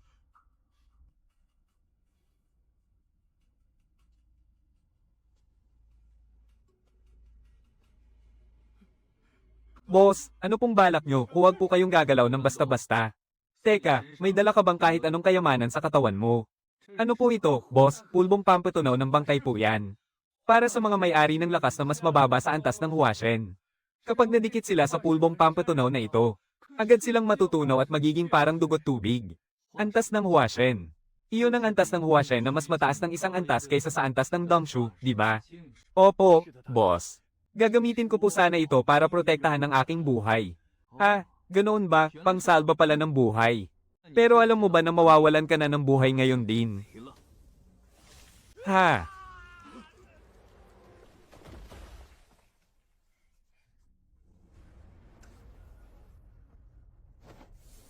Sa iyo na ang elixir ng antas ng Dongshu. Opo. Maraming salamat po, aking Panginoon. Patay na. Patay na si pangalawa. Ganoon na lang ba kadali? Kapatid, hindi mo naman ako tutunawin gamit ang pulbong pampatunaw na yan, di ba? Pakiusap, huwag kang gagawa ng anumang kamangmangan. Huwag kang matakot. Gusto ko lang namang gamitin ang pulbong pampatunaw na ito para ipadala ka sa kanya. Para naman may kasama siya sa kabilang buhay. Parang awa mo na, patawarin mo ako. Ayoko pang mamatay, ayokong mamatay. Kung Gun, may dala ka bang kahit anong kayamanan sa katawan mo? Isang bagay na may kaparehong halaga para palayain kita. Nagmamadali po akong umalis ng bahay, kaya ang dala ko lang ay ang espada ng kabilugan ng buwan. Isa itong mahiwagang sandata na may mataas na kalidad. Handa ko po itong ibigay sa inyo. Para lang mabigyan niyo ako ng pagkakataong mabuhay. May iba't ibang antas din pala ang mga mahiwagang sandata. Mula sa sandatang Dharma, sandatang Yaman, sandatang Espiritu, sandatang Kaluluwa, sandatang Dao, hanggang sa sandatang Immortal. Pero ang espada ng kabilugan ng buwan mo ay mukhang mababa lang ang antas. Kung isa sana itong sandatang Immortal, mas maganda sana. Pero sa buong kontinente ng Xuanshan ngayon, imposible nang makahanap ng kahit isang sandatang Immortal. Kahit ang lakas ng Dao ay halos wala na rin. Ang magkaroon lang ng kaunting lakas ng kaluluwa sa iyong katawan ay maituturing ng isang napakalaking biyaya mula sa langit. Ang pinakasagradong kayamanan ng inyong sektang Yuming. Hindi ba't ang Yuming Chess ay isang makapangyarihang sandata ng Dao? Kung makukuha mo ang bagay na yan at dadalhin sa akin, maaari ko pang pag-isipang patawarin at palayain ka. Pinahihirapan mo naman ako niyan. Ang Yuming Chess ay ang sagradong kayamanan ng aming sekta. At palagi itong iniingatan mismo ng aming pinuno. Paano ko naman yun makukuha ng ganoon kadali? Kung ganoon pala. Maaari ka nang mamatay. Sandali, bakit mo ba ako gustong-gustong patayin? Wala naman tayong alitan o atraso sa isa't isa. At may mukha ka pa talagang magsabing wala tayong atraso sa isa't isa. Noong una, akala ninyo ay mahina ako. Kaya nanalig kayo sa inyong lakas bilang isang eksperto sa antas ng Dongshu. Para tahasang agawin ang aming mga kayamanan. At pinagnasaan mo pa ang kanyang kagandahan. Kung hindi lang siya isang mabangis na halimaw mula sa sinaunang panahon. Tiyak na pinatay mo na ako rito nang walang katiting na awa, hindi ba? Sa kontinente ng Xuanshan. Ang malakasan siyang naghahari. Lakas at kapangyarihan lang ang nagpapasya sa lahat. Kung hindi kita papatayin, ako ang papatayin mo. Kaya walang tama o mali rito. Kaya ngayon, oras na para maglakbay ka patungo sa kabilang buhay.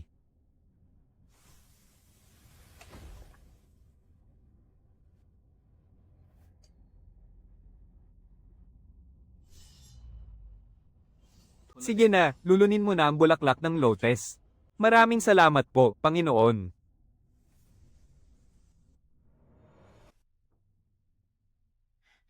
Panginoon, natapos ko na pong sipsipin ang buong lakas nito. Maaari na tayong umalis sa lugar na ito. Sa anong antas ng kapangyarihan ka na nakabawi ngayon?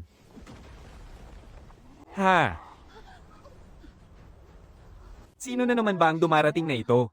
Bakit ba napakaraming kalokohan at gulo ng sektang Yinshi na yan? Siya ba ang sinaunang ninunong si NVBA? Isa itong katawan ni NVBA na hindi pa nagigising ang kapangyarihan ng kanyang lahi. Ang mismong pisikal na katawan ng ninunong Hanba. Kayo ba ang pumatay at nagpabagsak sa sektang Yinshi? Tama, ako nga ang nagpabagsak sa kanila.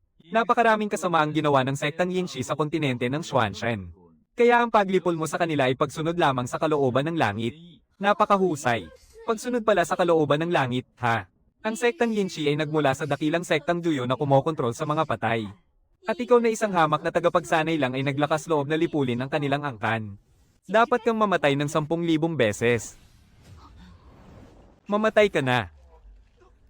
Hinahamak mo ang aking amo. Akala mo ba wala ang reyna rito?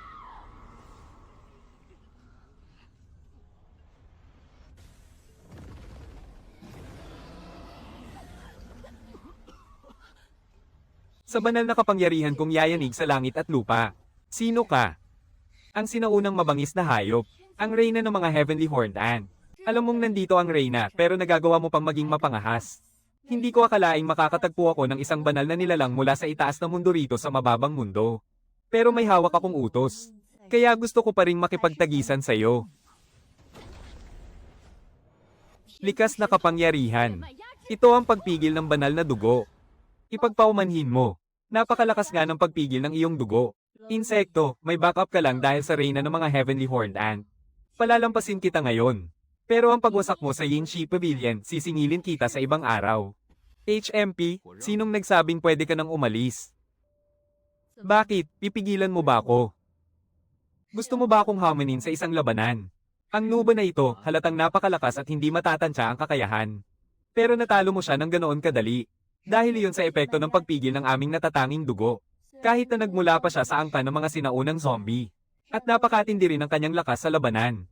Pero hindi pa rin kasing marangal ng dugo ng aking tribo, ang mga Heavenly Horned Ant. Kaya naman madali ko lang siyang napasuko. Ganoon pala. Naintindihan ko na. Aking amo, ano ang balak mong gawin sa kanya? Ang nuba na ito ay hindi basta-bastang kalaban. Hindi ba't bumaba siya rito mula sa itaas na mundo para patayin ako? Sa tingin ko kasi, hindi magandang ideya na palayain na lang siya ng ganoon-ganoon lang. Mas mabuting manatili siya sa tabi ko at magsilbi bilang katulong nating dalawa. At saka, magkakaroon pa tayo ng libreng tagapagtanggol. Pagkatapos ng lahat, malaking tulong din ng isang tulad ni Nuba. Magandang ideya yan. Huwag ka nang bumalik sa itaas na mundo. Mula ngayon, mananatili ka sa tabi ng aking amo bilang kanyang tagapagsilbi. Imposible, isa yang malaking kahihiyan sa aking dangal. At saka, reyna ng mga Heavenly Horde Ant. Napakarangal ng iyong katayuan. Paano mo nagagawang tawaging amo ang isang mortal na lalaki? Huwag mo nang intindihin yan. Tatanungin kita ngayon. Magiging tagapagsilbi ka ba ng amo ko o hindi? Hinding-hindi. Kung ganoon, papatayin kita. Huwag kang padalos-dalos, ako na ang magpapakalma sa kanya.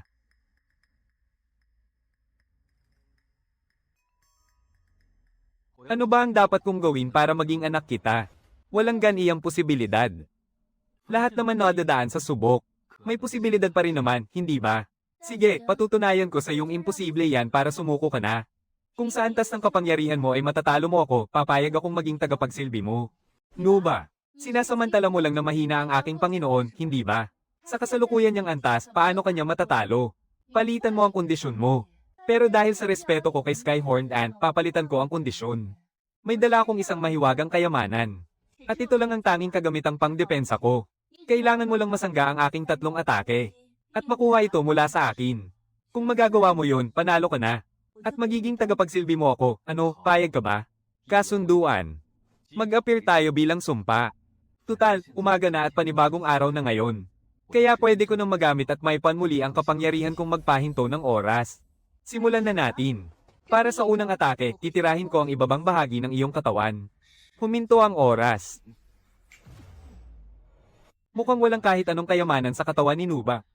Sabi niya may kagamitang pangdepensa siya pero wala naman akong mahanap. Ito kaya ang agimat na to. Mas mabuti pang siyasatin ko muna ang kanyang kaluluwa. Siyam na ikot ng makalangit na espiritu, teknik sa pagsisiyasat ng kaluluwa. Kaya naman pala, ang kagamitang pangdepensa na yun, ay ang suot mong damit panloob. Patawad na lang sa gagawin ko, ha? Bumalik ang oras.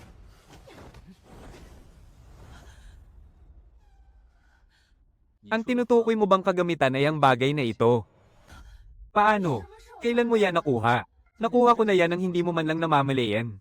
Babulong ko sa iyo ang sikreto. Minsan kasi, kapag nag-iisa ako sa kalaliman ng gabi, lihim kong sinasanay ang aking bisig ng kilin. Bisig ng kilin? HMM. Kapag nasanay mo ang ganiyang teknik sa pinakamataas na antas, talaga namang makakamit mo ang napakabilis na bilis. Nuba, mukhang talo ka na. Mas malakas ang amo ko kaysa sa inakala mo, di ba? Natalo ako at tinatanggap ko ang pagkatalo ko. Handa akong maging tagapagsilbi mo. Pero hanggang dito lang yan sa mababang mundo. Kapag dumating ang araw na matagumpay mong nalagpasan ng pagsubok at nakarating ka na sa mataas na mundo, automatikong mawawala ng bisa ang pusta natin. Walang problema. Ngayon, dadalhin ka namin para magnakaw ng kayamanan. Kanino namang kayamanan ang nanakawin natin? Siyempre, sa sektang Yuming.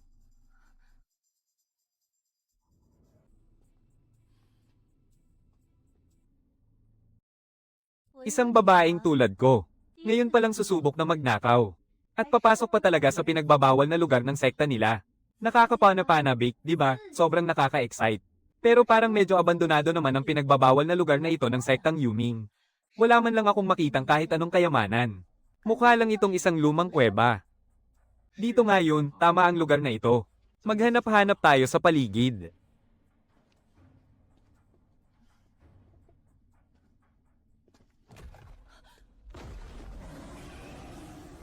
Sino ang nangangahas na pumasok sa ipinagbabawal na lugar ng sektang Yuming?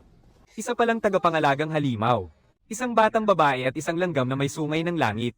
Bakit kayo pumasok ng walang pahintulot sa bawal na teritoryo ng sektang Yuming? Ano ang pakay nyo? Siyempre, para hanapin ang kayamanan sa bawal na teritoryo ng inyong sektang Yuming. Sa madaling salita, gusto nyo itong nakawin. Pwede mo namang tingnan sa ganyang paraan. Kung ayaw mong mapahamak, ibigay mo na ang kayamanan ngayon din. Kung hindi, kaawa-awa ang magiging katapusan mo. Ang isang mahinang tao na tulad mo ay walang karapatang pagbantaan ako rito.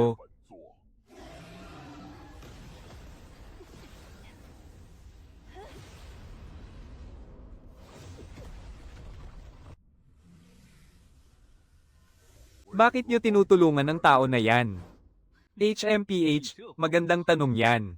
Ang dalawang ito, ang isa ay alaga kong hayop na sinasakyan. At ang isa naman ay anak kong babae. Kaya sabihin mo, bakit nga ba nila ako tinutulungan? Hindi ko akalaing kahit karaniwan lang ang kapangyarihan mo, ay nagawa mo silang mapaamo pareho. Pero bilang tagapangalagang halimaw ng sektang Yuming, hindi ko ibibigay ng ganoon na lang ang pinakamahalagang kayamanan ng aming sekta. Kung ganoon nga ang gusto mo, ibig sabihin ba nito ay kailangan nating maglaban? Pero kaya mo ba kaming talunin ng langgam na may sungay ng langit? Hindi ko kayo kaya, pero ang lugar na ito, ay hindi lang ako ang nag-iisang tagapangalagang halimaw rito.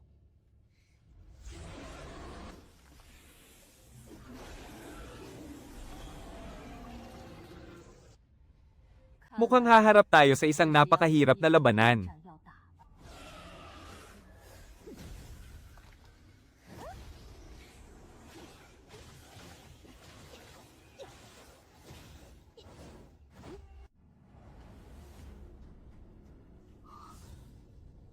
Ang ganitong tagpo ay hindi basta-basta makikita ng mga karaniwang tao. Grabe, napakatindi nito. Suko ka na ba? Alam mo namang wala kang laban. Tumawag ka pa talaga ng kakampi para lang masaktan din sila kasama mo. Pero ako ang tagapangalagang halimaw ng sekta. Tungkulin kong bantayan ang lugar na ito. Hindi ko hahayaang basta-basta nyo na lang makuha ang sagradong kayamanan ng sekta. O ngayon, dahil talo ka na, ibigay mo na sa amin ang sagradong kayamanan. Heto, kunin mo na. Ano ang 5 butil na ito? Para saan ba ito? Ito ang mga butil ng makalangit na kulog ng 5 elemento. Isang makapangyarihang sandata na ginagamit ng mga eksperto sa yugto ng pagsubok ng langit upang malabanan ang makalangit na kulog. Ngunit sayang, dahil walang silbi ang mga naging pinuno ng sekta ng Yuming. Hanggang ngayon, wala pa rin kahit isang malakas sa kanila ang nakaabot sa yugto ng pagsubok ng langit. Napakagandang kayamanan nito, hindi ba?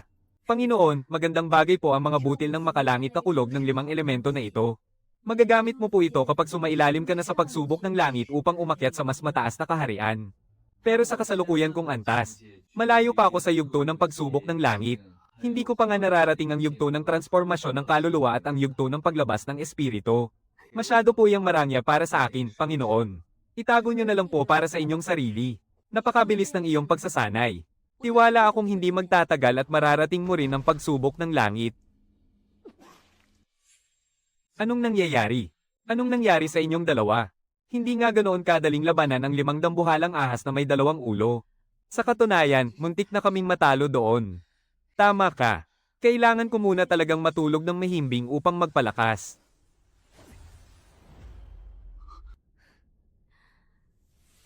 Kailangan ko na rin pong magpahinga.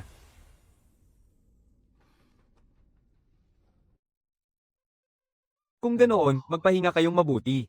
Ako na muna ang magpapatuloy sa natitirang landas.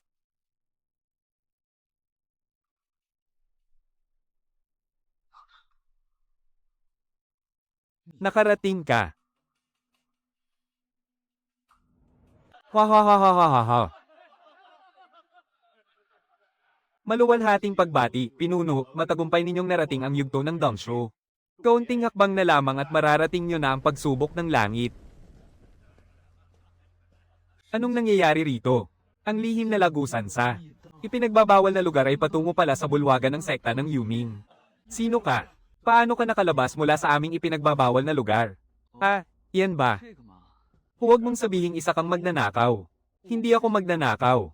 Ako si Yeching Tian. Aksidente lang akong nakapasok sa inyong ipinagbabawal na lugar kanina.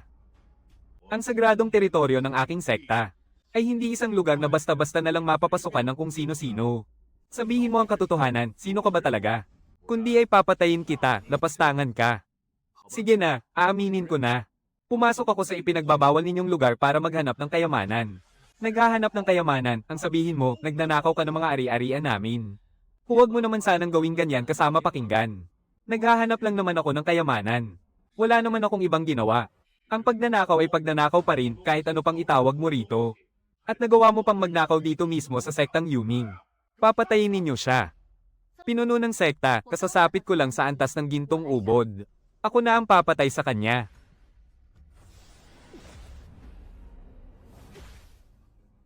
Ano, isang may antas ng gintong ubod, ganoon na lang kadaling nasugatan. Gaano katindi ang lakas na ito? Ang antas ng bagong silang na kaluluwa. Pero sa harap ng aking sukdulang lakas sa antas ng kawalan. Isa ka pa ring basura. Ano, huminto ang buong mundo. Ang ipinagbabawal na lugar ng aking sekta ay hindi basta-basta mapapasok ng kahit sino. Pagkatapos itong isuot, ay nagkaroon ako ng kakaibang koneksyon dito. Isang tagapangalaga lang. Pero mayroon siyang napakalakas na espiritual na sandata. Sinasabing ang lakas ng ganitong uri ng sandata ay kayang pumatay sa isang hampas lang ng lahat ng mandirigmang mas mababa sa antas ng bagong silang na kaluluwa. At tuluyang wawasakin ang kanilang katawan at kaluluwa. Gagamitin ko kayo para subukan ng lakas ko.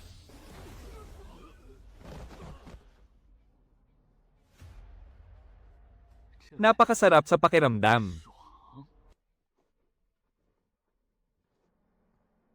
Sa ipinagbabawal na lugar, hindi ko nahanap ang pinakadakilang kayamanan ng inyong sekta. Hindi ko alam kung nakatago ba yun sa'yo. Ang agimat ng paglipad sa himpapawid, na kapag ginamit ng isang beses ay kayang lumipad ng daan-daang kilometro sa himpapawid. Nahanap ko rin ang bandila ng Yuming na kayang mag-utos sa libo-libong masasamang espiritu. Dito mo lang pala ito itinago sa sarili mo. Kahit ang mga malalakas na mandirigmang mas mababa sa sukdulan ng antas ng kawalan. Kapag nadikit kahit bahagya sa kanilang katawan, ay makararanas sila ng matinding sakit na tila lumalamon sa kanilang mga buto at puso. Hanggang sa unti-unti silang manghina at mamatay. May ganito palang bagay na nakatago sa katawan ng pinuno ng sektang Yuming. Mukhang itinago niya to para sa oras ng pangangailangan para iligtas ang sarili niya. Sayang nga lang, sa akin na ito ngayon.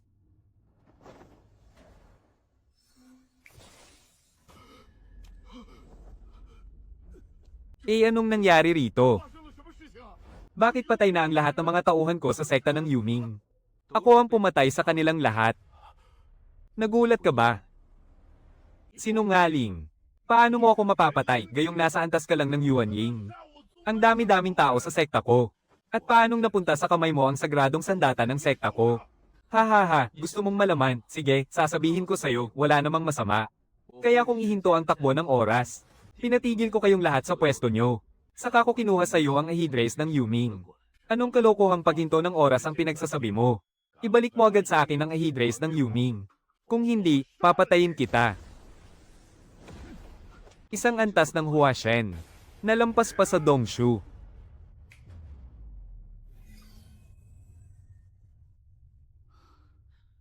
Napakabilis niya. Mabuti na lang at may kakayahan akong ihinto ang oras. Kung hindi, baka winasak na ako ng taong ito.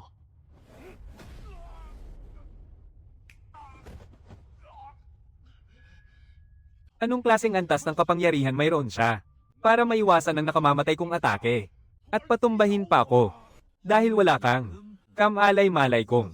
Anong klaseng kalaban ang kinakaharap mo? Alam mo ba kung bakit hindi pa kita pinapatay? Iyon ay dahil gusto kong matikman mo.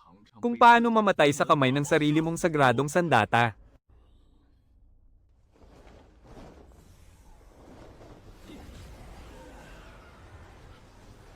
Oh.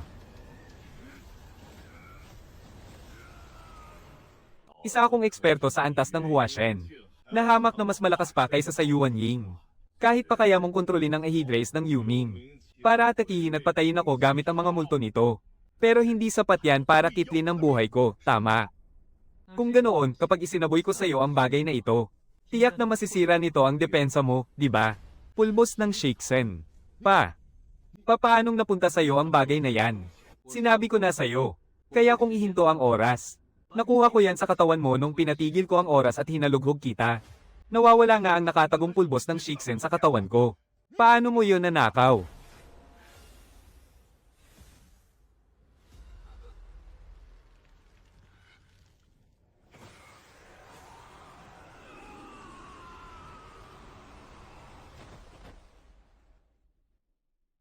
Ang kapangyarihan mula sa banal na antas ng transformasyon. At kapag idinagdag ko pa ang 2 unit ng lakas mula sa yugto ng kawalan. Kapag sabay ko silang pinagsama at isinalin sa aking katawan. Hindi ko alam kung gaano pa katindi ang mararating ng aking lakas.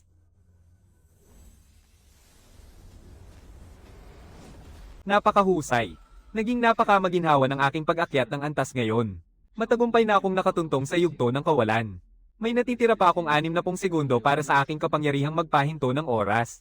Tingnan natin kung aling sekta naman ang susunod kong pagnanakawan ng kayamanan. Ang sektang Hawan ay pangatlo sa 8 pinakamalalakas na sekta. Mga kababaihan lang ang nagsasanay sa loob ng sektang ito. At sadyang mahiwaga at mapanganib ang kanilang mga kapangyarihan. Ngunit dito sa mapa ng nakatagong kayamanan, nakasaad na may nakatagong banal na enerhiya sa loob ng sektang ito. Sinasabing kapag nakuha mo ang banal na enerhiyang ito, tiyak na matutuklasan mo ang mga lihim na batas ng mga immortal. Para tuluyang maging isang Diyos. Kung gun, kailangan ko silang makuha sa kahit anong paraan.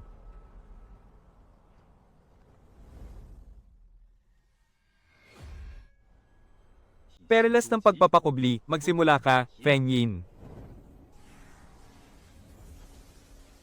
Talagang napaka-epektibo ng perlas ng pagpapakubli na ito. Walang kahirap-hirap akong nakapasok dito nang hindi napapansin ng kahit na sino.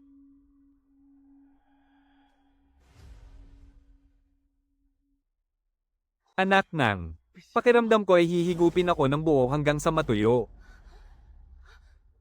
Sino? Sino ang nagsasalita? Parang boses yon ng isang lalaki.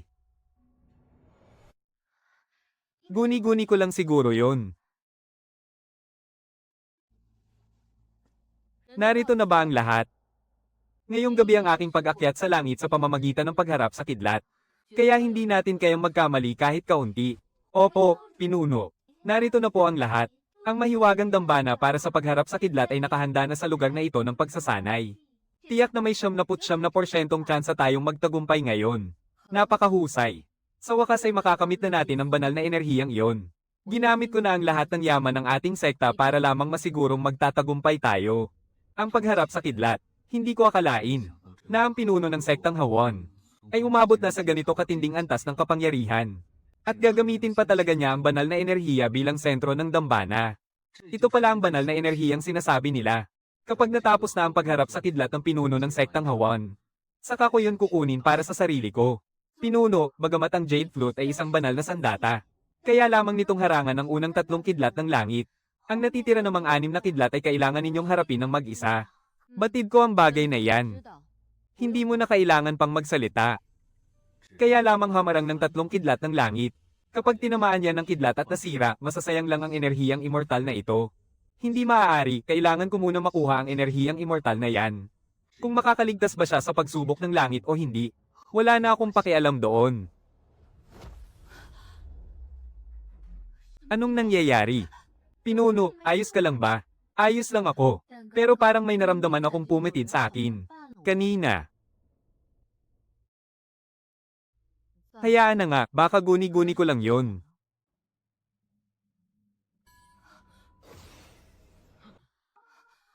Kahanga-hanga, ganyan nga ang enerhiyang immortal. Kaya pala nitong lumipad ng kusa. Bilis, hulihin ninyo ang enerhiyang immortal. Kailangan ko yan para malampasan ang pagsubok ng langit.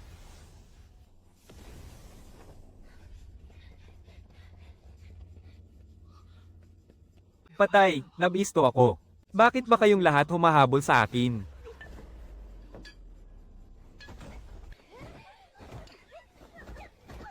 Oy, huwag nyo naman akong daganan. Gusto ko lang namang hiramin ang enerhiyang ito para paglaruan. Hindi ko naman hahadlangan ang pagsubok nyo.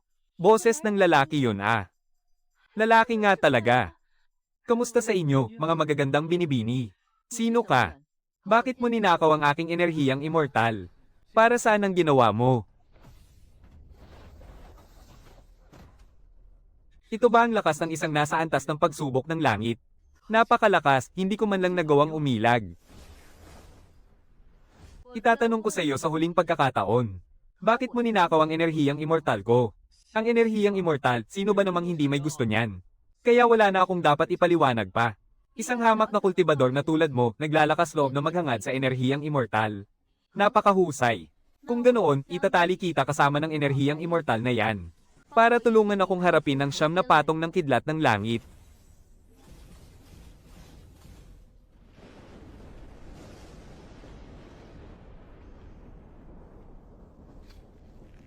Narito na ang kidlat ng langit. Paganahin ng panangga para tulungan ng pinuno sa kanyang pagsubok.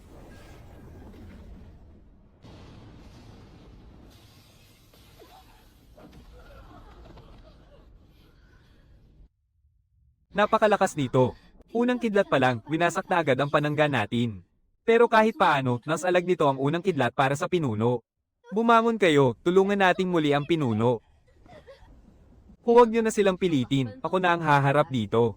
Ipaubayan na natin sa tadhana kung makakaligtas ako. Katapusan ko na ito. Kapag namatay ako rito dahil sa kidlat, napakawalang kwenta naman ang pagkamatay ko. Sana kayanin ang kapangyarihan kong magpahinto ng oras. Huminto ang oras.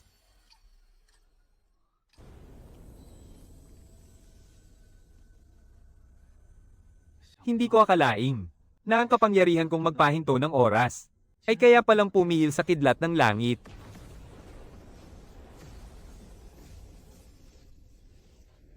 Makasipsip nga muna ng kaunting banal na enerhiya.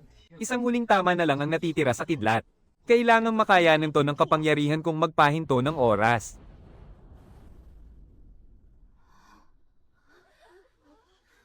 Anong nangyayari? Umuurong na ang kidlat ng langit. Ibig sabihin nito, nalampasan ko ang pagsubok ng langit.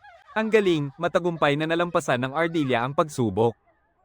Pero bakit wala man lang akong maramdamang senyales ng pag-akyat sa langit?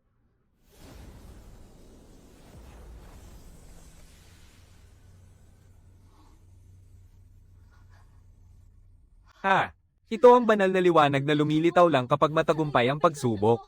Bakit sa kanya to napunta? Ako naman ang humarap sa pagsubok na to. Binabati kita, kasama, sa paglampas sa pagsubok na higit sa iyong antas. Isang pambihirang pagkakataon na makatuntong ka sa kaharian ng langit. Nakakyat na talaga ako sa langit at naging immortal.